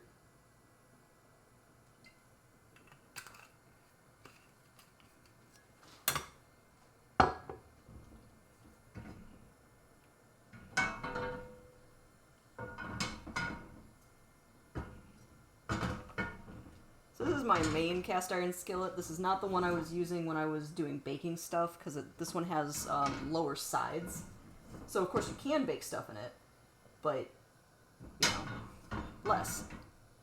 So, this is my absolute favorite everyday pan. And it's so non-stick, I can do fried eggs in here that flip perfectly. Not that I'm totally bragging. I'm 100% bragging, because I'm so proud of that. Okay. So I'll let that heat up.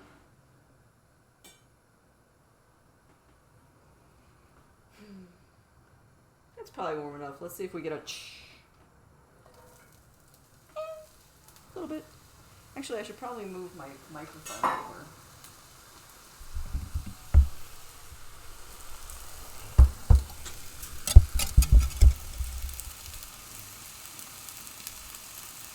So there, hopefully now you guys get the really good sizzle.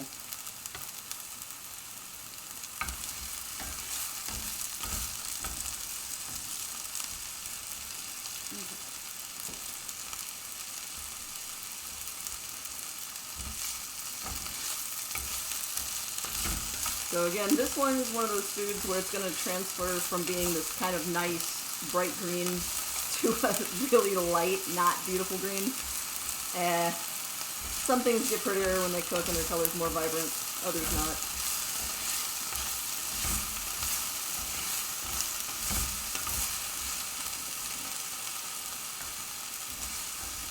Something I really like about making fresh beans, actually move this back a little, is dried beans in a bag look fine. You know, you can tell they've got whatever color they are. But as soon as you get them wet, it's like beach stones. Suddenly they're super pretty.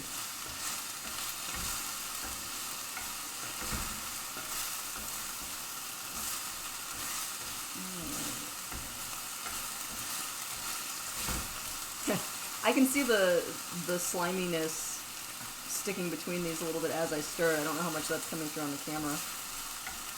Cactus is a weird food. Cactus fruit is amazing. Ooh, I might sneeze. No, maybe not. Okay.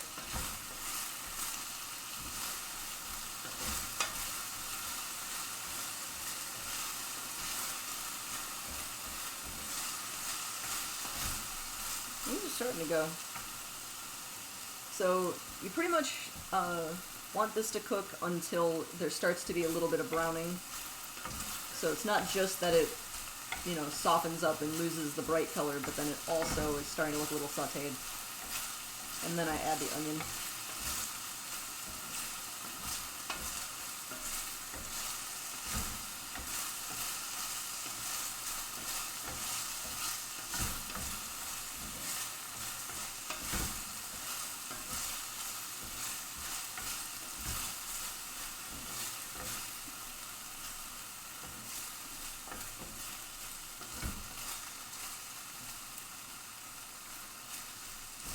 Okay, we've gotten to the point where there's almost no bright green left, so they're probably about halfway done. I'm definitely planning on giving it at least 2 more minutes. Seems like it might be right on the nose. Pretty cool. Actually, I'm going to let that sit for a second and stir my beans.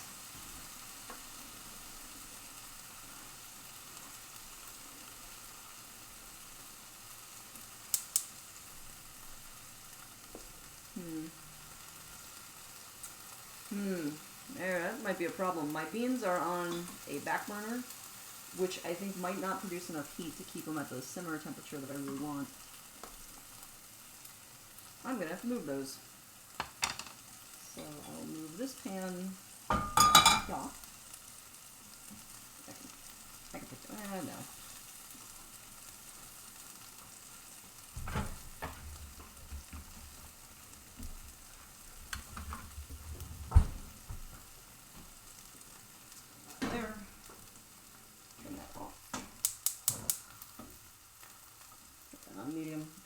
so now we got my big bean pan over there.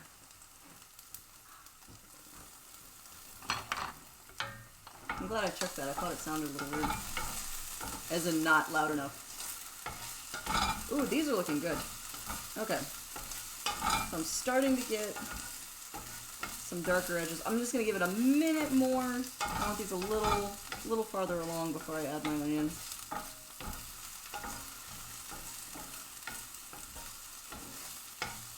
Overall, though, I'm really happy with how this is already looking.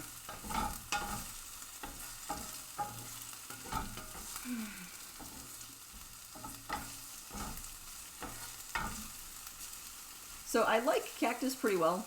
The other ingredient for a lot of Mexican food, especially tacos, that you'll see in Mexico but not really in the US that much, is huitlacoche, which is corn fungus. So if you have a big explosion of a big fungus that's growing on the kernels of ear of corn, and thus kind of ruining the ear of corn, man, that stuff is really good. So it looks so gross. It's like a gray-black fungus. So you chop it up and saute it and stuff, and it's just this horrible gray-black. Totally looks like something's wrong and rotten. Really tasty, though. Okay, this looks good. So at this point, you can tell it's kind of just like a white-out, non-color. Ooh, I can turn on my overhead light, though. There we go. That helps a little bit, or it just washes it out. So now I'm going to add my onion. Oh no!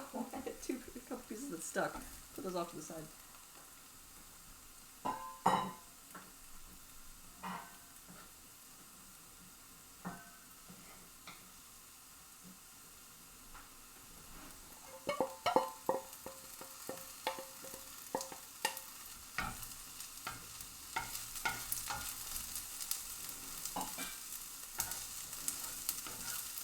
And so this gets another 3 minutes.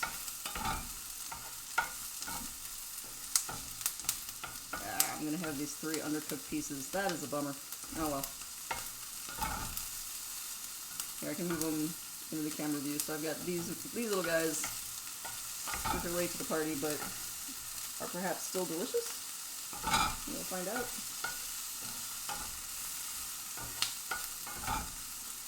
Stir my beans. Oh, good. Yeah, this is back to simmering now. I really want this to be done ever, you know.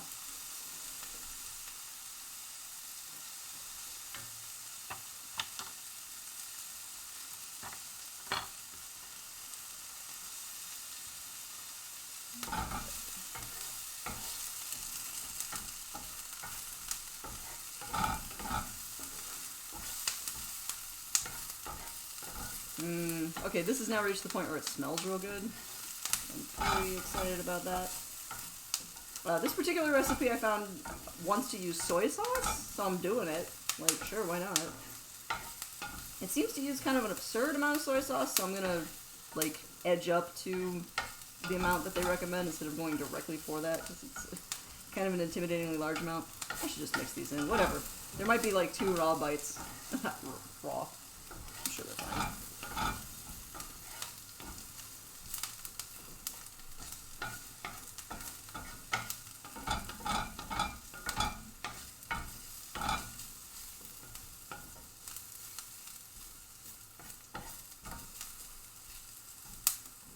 Actually, I'm going to turn on my fan, so if the fan noise gets to be too much, guys, let me know. But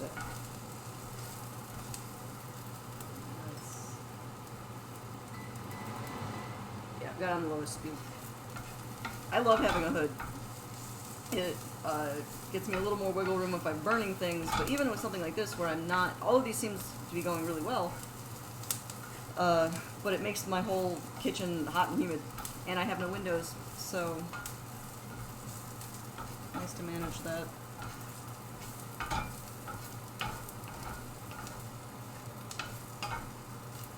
Oh yeah, this looks real good. So far, I would put this in a taco.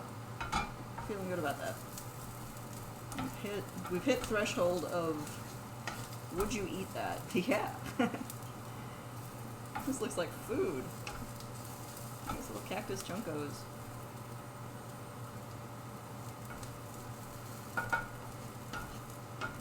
Something I appreciated too when I was last in Mexico, which was some dang time ago, but there you go, was all the varieties of peppers that I have never seen in the United States, because they don't ship well. They're peppers that you pretty much need to know the farmer, or the farmer has to be able to like walk into town and sell them that day.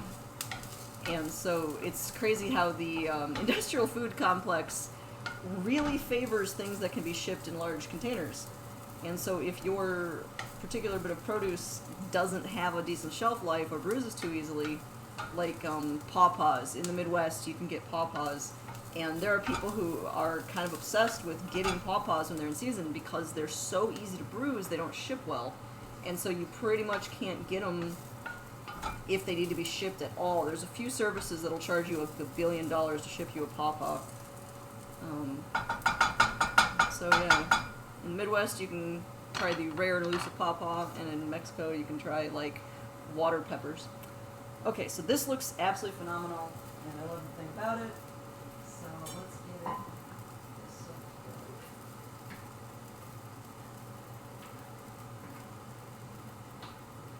Okay, so I have my peppers, they're in there somewhere, and cilantro, and then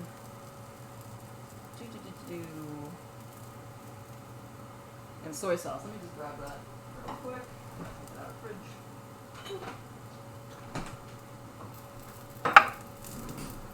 We're going to start with a tablespoon of soy sauce and work our way up.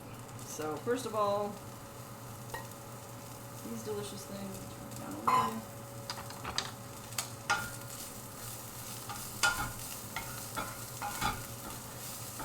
I tell you, you add bright red peppers and cilantro to like anything and immediately looks really fancy.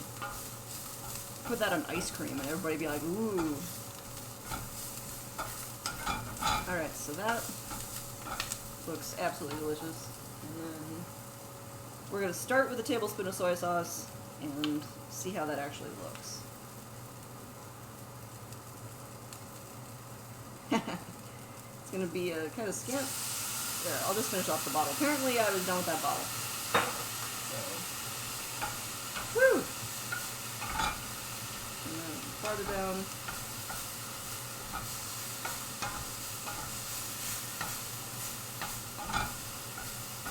Oh, this looks really great.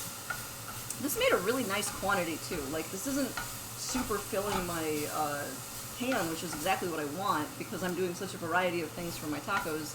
I don't need something that's I'm going to be eating for 6 days. I just want to be able to, like, do variety. So they want me to cook this for another couple minutes. So I'll give it like 2 more minutes. I think that's enough soy sauce. I don't feel the need to add anything else to this. Oh, and lime. Let me grab some lime juice. I am going to use bottled lime juice.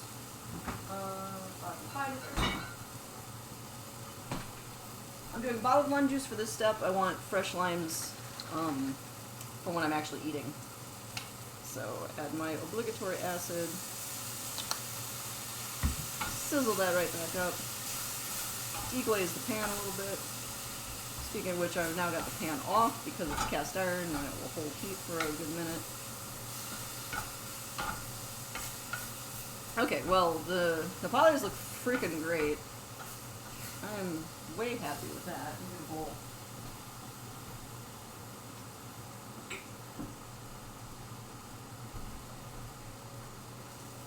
Yeah, no, I'm Chardonnay, thank you. This looks like a thing I would eat. I'm fairly excited for these. So let's get this guy out of the pan. We call that cooking up.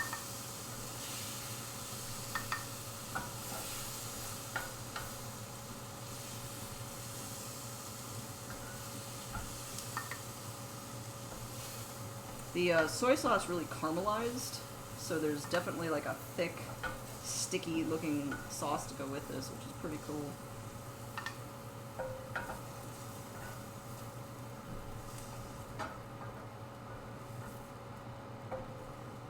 Okay. Nice. Nice, nice, nice.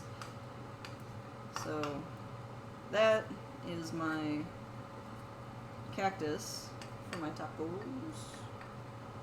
Yeah, I'd eat that. That was good. So I'm going to set this guy aside. And so now I want want to do my greens in my nice dirty pan here, so I'm actually going to deglaze the pan just a smidgy.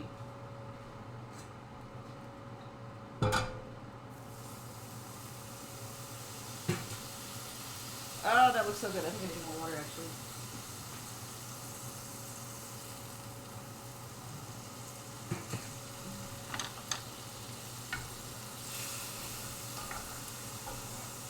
Oh, yeah. That nice, flavorful sauce off of there. Alright, I'm going to turn this guy back on. Not too hot. So deglazing, of course, is absolutely magic. It lifts all of the really cooked on flavors off of your pan, so suddenly your dishes are easier. Heads up on that. But now I have sauce, which I super want. So I'm going to add... Once this... I want the sizzle back. I want this a little bit warmer. But I'm going to add my greens to this flavored up sauce, and like... Actually, I'm going to add just a smidgy of additional oil to this. Because it's already got some of the residual oil. But that will just create a nice coating on my greens. Ooh, there's a good sizzle. Alright, now we're cooking. As it were.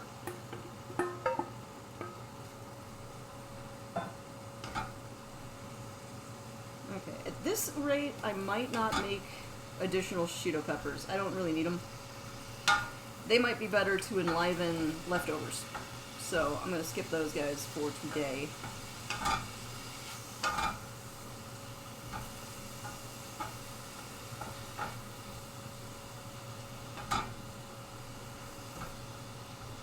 So because of the soy sauce deglaze on this, I don't need to add salt, I bet. I'm going to wait till it cooks down and I'll taste it, but I feel pretty good about that. Let me stir my beans.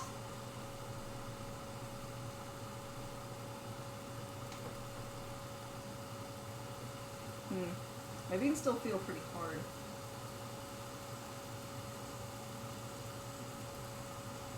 Yeah. Those need more time. Well, yeah, 15 minutes. I've turned up the heat a little bit on my beans. They're obviously chewable, but they shatter a little bit instead of smooshing in a nice bean-like way.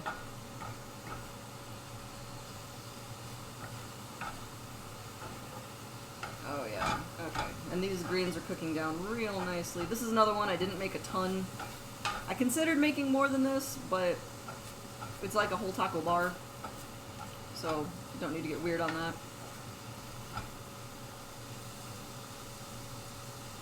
Yeah, that's some good looking chard.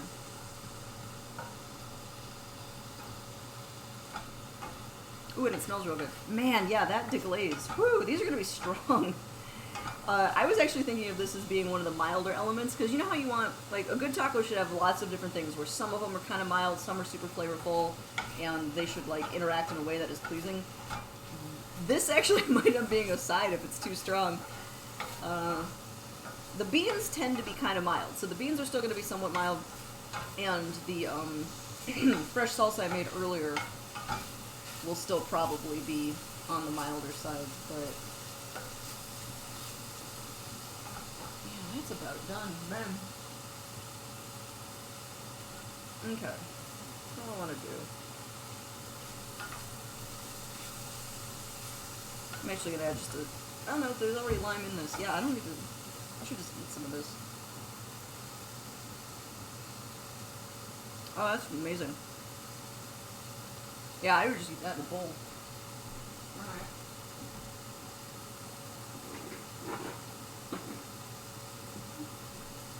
So that's done. These don't need anything else. These are just delicious. Man, maybe I should have made more. I'm racked with regret. I'm not. I actually made a perfectly good decision based on what I had, but it's also good to know that I actually probably couldn't have messed it up.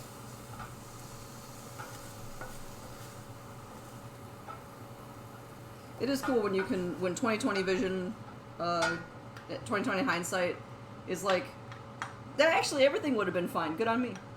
So, alright, so, yeah, that looks amazing. I would put that in a taco. Okay, so at this point, I might as well start making tortillas. My beans are being a little standoffish, but I can probably work with that. So I'm gonna move this dirty pan back.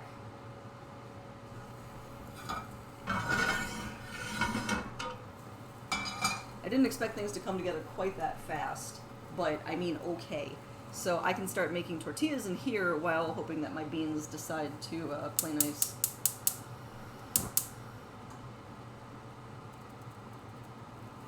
Okay. So get that heating up. I definitely did not need to add more soy sauce. Oh my god. Plenty. Okay, so total things that I'm going to have in my tacos. I have my sauteed chard, which is definitely delicious. I have my cactus, which is looking pretty good, although I haven't tried it yet. The beans are coming along. We'll see how those actually work out. My pico is probably done, although I should stir it.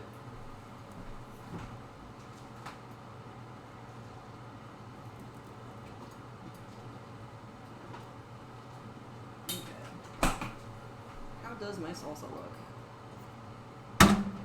When last we left our hero, this is our salsa, looking pretty good. I'm just gonna stir this. So it didn't get super liquidy, which is okay. I'm gonna hit it with a little bit of lime juice, which I probably should have added before and totally forgot. That's okay.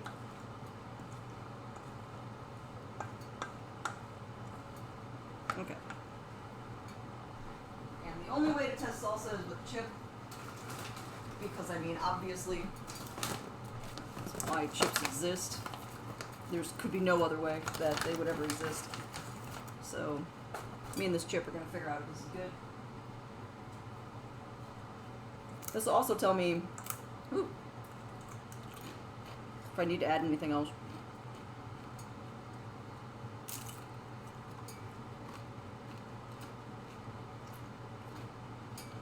I need salt.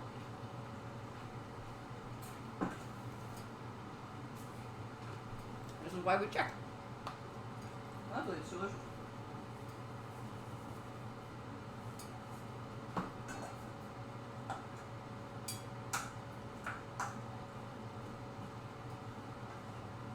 I don't know if you guys can hear that pinging.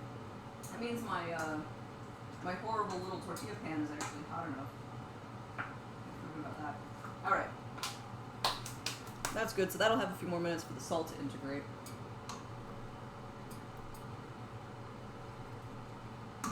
Beans are still beaning. So I actually have the pan on pretty low heat. My first tortilla almost always kind of burns and sticks, and then I think the other ones just ride on the ash. So, tortilla. Warming up. Becoming food.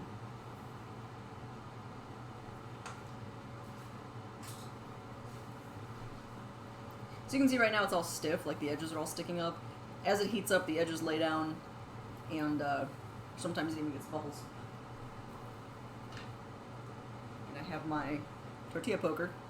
So, oh, there is. We've gotten some, getting some movement, moving it, doing the dance of the tortilla. And warming up the tortillas has a little bit of finesse to it, because if you try to move them too soon, they definitely stick and they're not great. You want the one side to like dry out and then flip it over. It usually works out.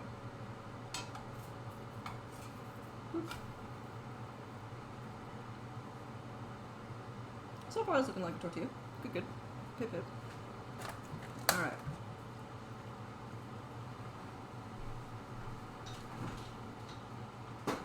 So I need, while this is working, actually that one's almost done, I'm going to chop up a little bit of additional cilantro just to have as like a little topping I can add on my side.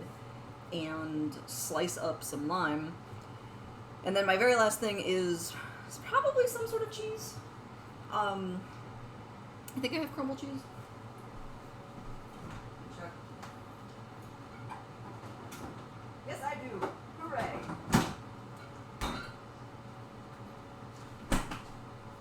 I got my Fresco. This stuff is so good.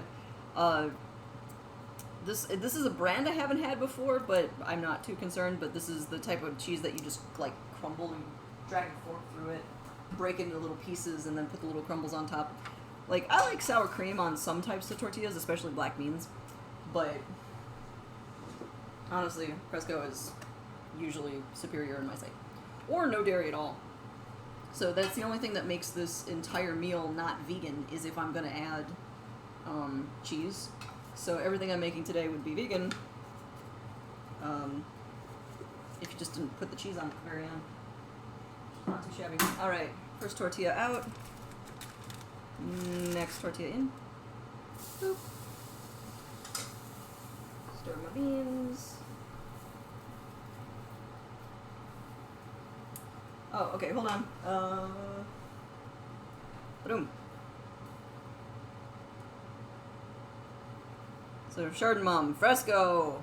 Fresco is so good. So again, I haven't had this brand before, but as long as it's called Fresco or Mexican-style farmer's cheese, which is the subtext on here, that's the dude. That's what you want.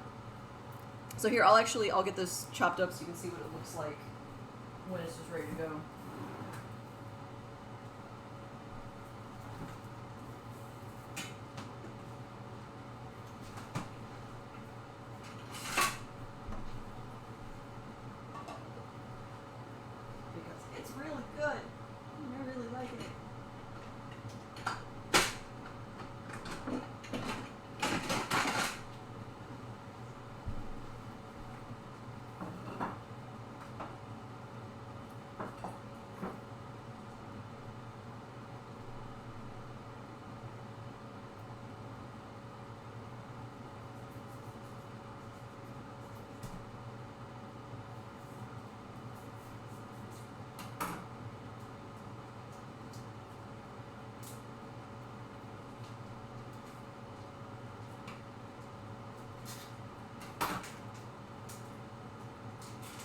Sorry, just get all the plastic off.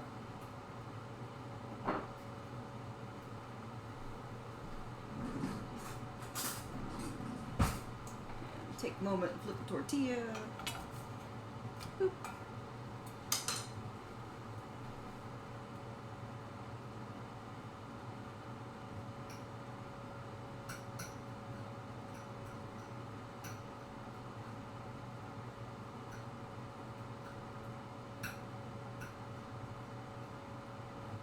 Good news, this crumbles fantastically, so even though I have not had this brand, I feel good about it. So, check that out. So all I had to do was just like run a fork through it and it crumbles into these nice little bits. It's very similar to making the paneer like I did the other day. Super salty. But that's one of the reasons it's real good in tacos. The salt works with everything else. Alrighty. Are these beans getting with the program?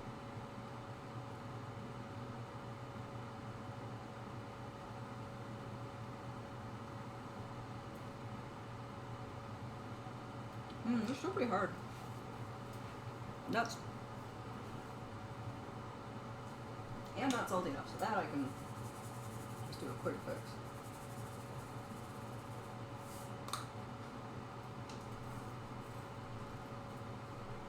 Oh, that's okay. I still gotta heat up more tortillas. Okay, so I have my crumble cheese. Oh, I also have avocado because I live a decadent life. I think this tortilla should be more than done. So let's put that guy away. Next one on.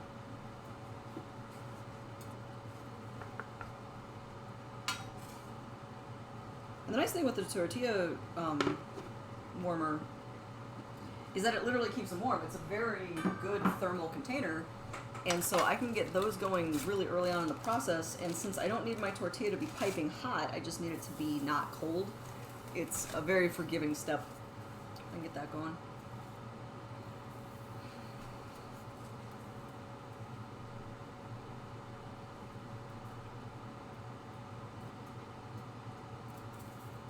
Wow, my habanero pepper that I have in the beans has just like expanded into this weird balloon thing. Dehydration. It is a strange process. Dehydration followed by rehydration. Strange process. So I got those guys. Our tortillas are rolling. I got some cheese. This way. Use this point. If I really wanted, I could have some raw onion too. Raw onion is a pretty standard taco topping everywhere, but I don't know if I'm feeling it. Meh. Yeah, I don't need to worry about that.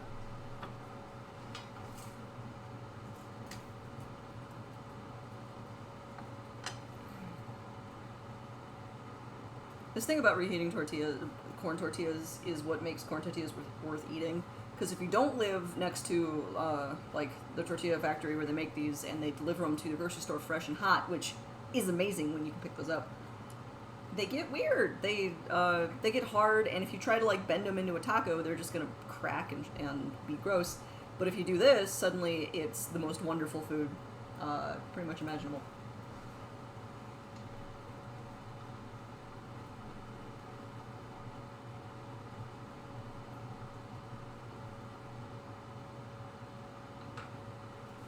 Okay.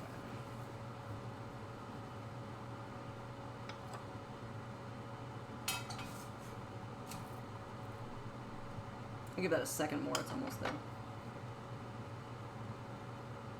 Alright. Oh good, then this is coming together. So my timing was a little bit off just because the greens cooked up faster than I anticipated, and the beans are taking a little longer. So I'm stretching my time between those two sets. So I may have to like technically nuke the other fillings I made, but meh, my life goes on. Pico de gallo was great, so that's just a solid win. Yeah, and you can put anything in a taco, so that part works out really well. So as I'm wrapping up with this, just a reminder, if anybody's interested, please follow me. I am halfway to my goal of 50 followers, actually over halfway it looks like, which is very flattering, and thank you everybody who's already followed me. Still trying to climb that mountain. And then my next stream will be on Thursday. Thursdays are tinkering, I just hang out and work on stuff. I'm not 100% sure where I'm going to go. I have a 3D printed alligator skull, one of 3. So I've finished one, so I have 2 more to go. So I'm on 2 of 3 model alligator skulls. I've got to clean all the supports out and tidy it up. I have a vision now, since I have 3 of these guys, I might make some sort of cool, like, decorative piece with the 3 skulls. Because I can't paint them, as it turns out, because they're made of glow-in-the-dark plastic, and I don't want to mess that up. At most, I might get a different glow-in-the-dark paint and do, like, texturing, but they're really cool. I don't think I'll bother with that. So, I've got two of 3. I gotta work on those. And I've got a couple things to repair, so I might actually start my stream on Thursday with doing some little repair work. Get that stuff knocked out, and then spend the rest of it chatting and working on the 3D print. And then, hopefully, by next Saturday, all my taxidermy supplies will arrive, and I can finish mounting. Oh, that's real good. The 2 quail that I already skinned. So, I got a lot. It's going to be a busy week. I got a lot going on. And starting that week with tacos is a very strong start, let me tell you. Tink. Boop. This is taco number 4, or tortilla rather, number 4. I want to go for 4 per person, so there's 2 of us eating this stuff, so I want 8 total, so I'm about halfway done with this.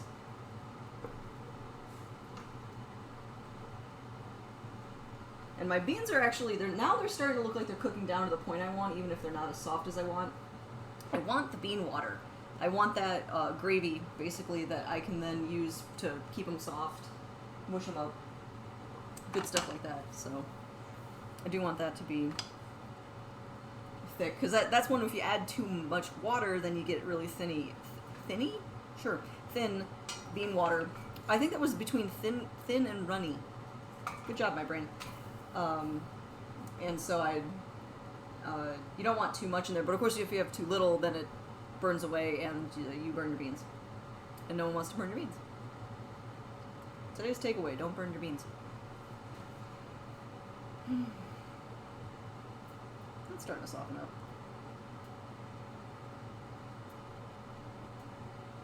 Yeah, that's starting to soften up. Something I was considering with this Sunday stream, Shard Mom, I definitely want your opinion on this, is maybe moving it later. I think the 11 a.m. Start time is a little ambitious for a number of reasons, including the fact that I do taxidermy Saturday night and I'm all like tired.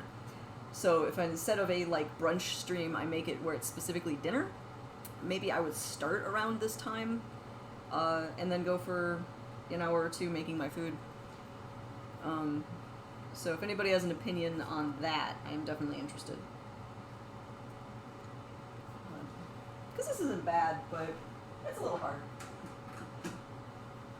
I can tweak, I can edit. Alright. Tortilla number 4. In the box. Yeah, I was feeling that. I might push it back in the afternoon. Because it's something, just getting your day started is really nice, which is one of the reasons I like doing this a little earlier. But, many factors to take in. Well, that's okay. This has worked out so far, but just because something is fine doesn't mean you can't change it.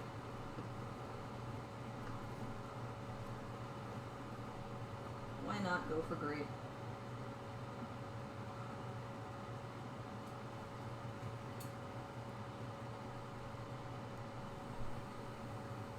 Something I always take as a good sign when I'm making beans is if I blow on it and it starts to, the skin splits, it means it's getting closer to done. Closer. Use time. Ooh, I got the flavor really good though. Yeah. I added more salt and that bumped it up. That was real good. Good job, me.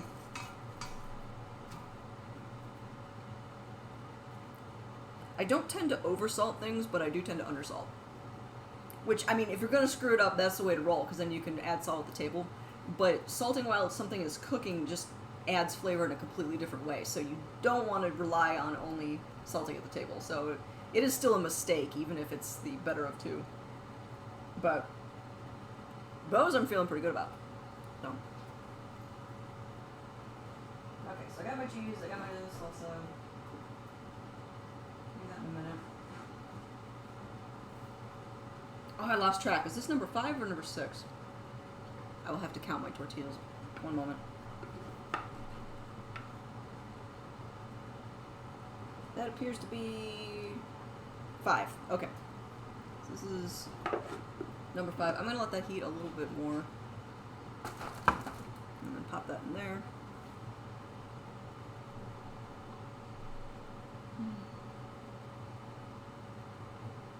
And I have to say, I'm a bit of a taco purist. The only time I eat crunchy tacos is like at Taco Bell, because Taco Bell crunchy tacos are good. But if I'm trying to make like real food, I don't go for the crunchy tacos. They're actually sort of a pain in the butt. And inauthentic. Not that that really defines what I eat that much. I'm gonna eat things that taste good, but they're also like awkward and problematic. So I usually don't go for the crunchy tacos. The ideal thing at Taco Bell is getting a double decker, because then they take the crunchy taco and they put it in a corn or a tortilla, or a flour soft tortilla, and with a layer of beans in the middle. So when you crunch through the crunchy taco, it doesn't just shatter and drop your ground beef everywhere. So it's a feat of good engineering. But if I'm eating at home, I don't go through that weirdness. I just like a good tortilla. Ah.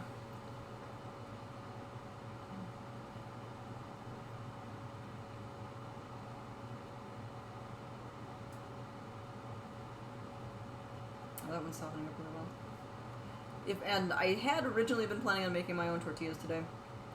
I'm glad I didn't. I'm tired. There's a lot of other steps, so this was a good choice. But something that I'm still getting good at, well, I'm improving on, let's say, with making my own tortillas at home is the first couple are always underdone. Like, I don't let the pan heat up enough or something, so I didn't need the additional learning curve. Whereas these are done. They, there's mounts I could warm them up, and of course you can always burn it. But I probably won't burn it. I suppose one never knows. Maybe watching a cooking stream is like watching NASCAR, while you're waiting for the crash. But so far, so good. Man. I don't know about those beans. They kind of rattle when I'm stirring them. Like, they really didn't want to soften up. But if I really need to, I can just let those cook for the next day, whatever they need, and I can crack open a can of beans. So, luckily, I'm not too concerned about how that actually works out. They'll be good whenever they're done, even if they miss this particular meal. So, move on with my life. My taco-related life. This is looking pretty good.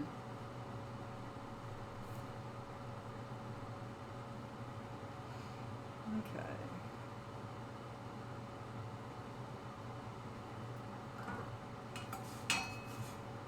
That's coming along. I think that one might be done. So this is number 6. And my nice little stack in here. So 2 more tortillas, and then when I get my last tortilla warmed up, I'm going to declare this feed over, and I'm going to eat whatever I have available. So if that does involve beans, sweet, I like beans. If it doesn't, meh. I got a lot of other good stuff. That's the nice thing, like, I honestly think the best benefit of a taco bar in that setup of having lots of little things is, well, I mean, number 1 thing is deliciousness. Number 2 thing is, if one of them doesn't work out, or you feel like doing something else with it or whatever, then who cares? You have like 6 other things to eat. So, I like choices and variety. What can I say?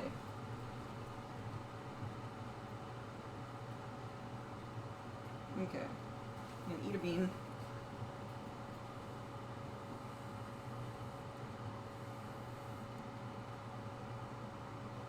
It's still kind of crunchy. Actually, it's getting better. That might need another, like, 15-20 minutes. It's really coming. Maybe I should have added more dried peppers, too. I'm not noticing them right away. But it's okay. It tastes good, though. Actually, I think as much as I expected the habanero pepper to add, like, spiciness, which is what it's kind of renowned for, there is a flavor that I think that the dried pepper added, which I prefer, arguably. I like spicy too, but I own hot sauce, so I can add that in a minute. Get this a little poofier. Poof up, my friend.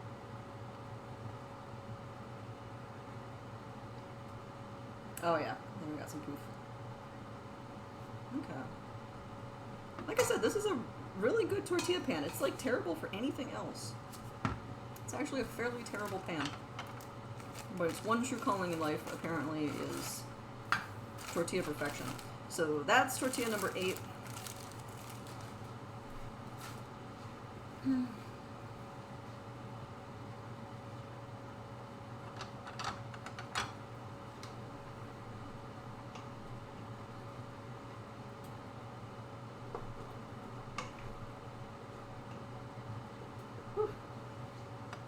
Pan's hot. So actually I will, once this tortilla is all the rest of the way warmed up, I will do a victory parade of all the stuff I've made, because I'm really, really happy with it all. And then we will call this a wrap. But overall, some stuff didn't work out exactly as I was going for, but it's still going to be lunch, and I'm pretty excited by it. I'm excited by lunch. I enjoy lunch. Especially lunch in a taco. So when I went to Mexico for my honeymoon, we went to Oaxaca, and Oaxaca state claims to be the home of the tortilla, where it was first invented, because there was a large, fantastic city on the top of a mountain called Monte Alban, and to haul your corn from the fields down in the lower areas up to the top of the mountain where the city was a big pain in the butt. And so you could do it by hauling up fresh corn, obviously, which is very inefficient. It's full of corn cobs, it's full of husks, that's not great. You can dry the corn and pull it off the husk, but then it's little beads that are still somewhat inefficient and slippery. You can, or you can pulverize the dried corn into cornmeal, which puts it in nice little sacks, which are still a little tippy. You know, if you have a hole or if you drop it, you're in trouble. But that's not bad. That's a nice, compact, efficient way to get it up there. And then the final one is you can then take that cornmeal and turn it into these little flat discs and pack them in a big thing, which if they fall on the ground, you dust them off and you put them back on the donkey or your best friend or whoever is carrying your stuff, and you get it up to the city. So the current anthropological view is that tortillas were created to get corn up a mountain, which that's pretty cool. And actually there wouldn't have been donkeys at that point, so it's just your best friend carrying your stuff up for you, because that's how friendship works. Okay.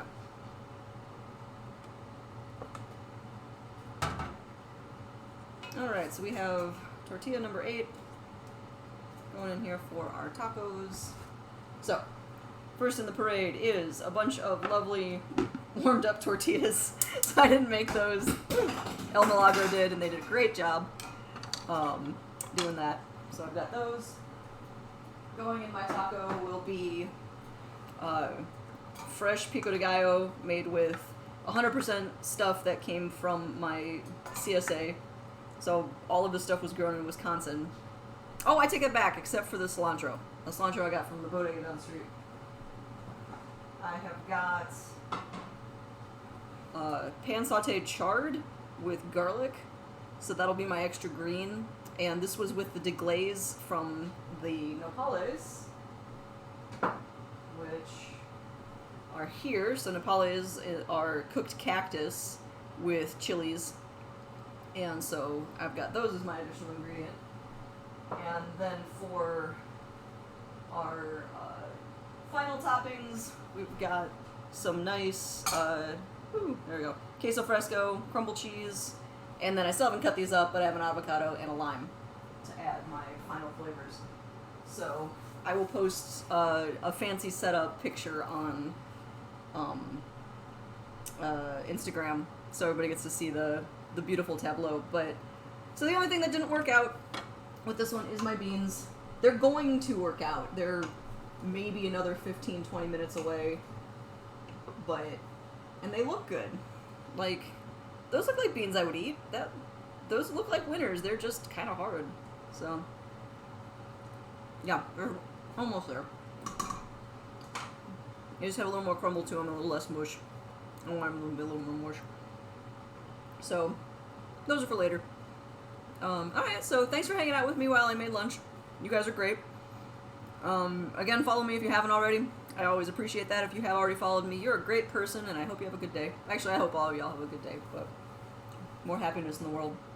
So I'm gonna peace out, eat lunch, and I will catch you guys maybe on Thursday. Everybody take care.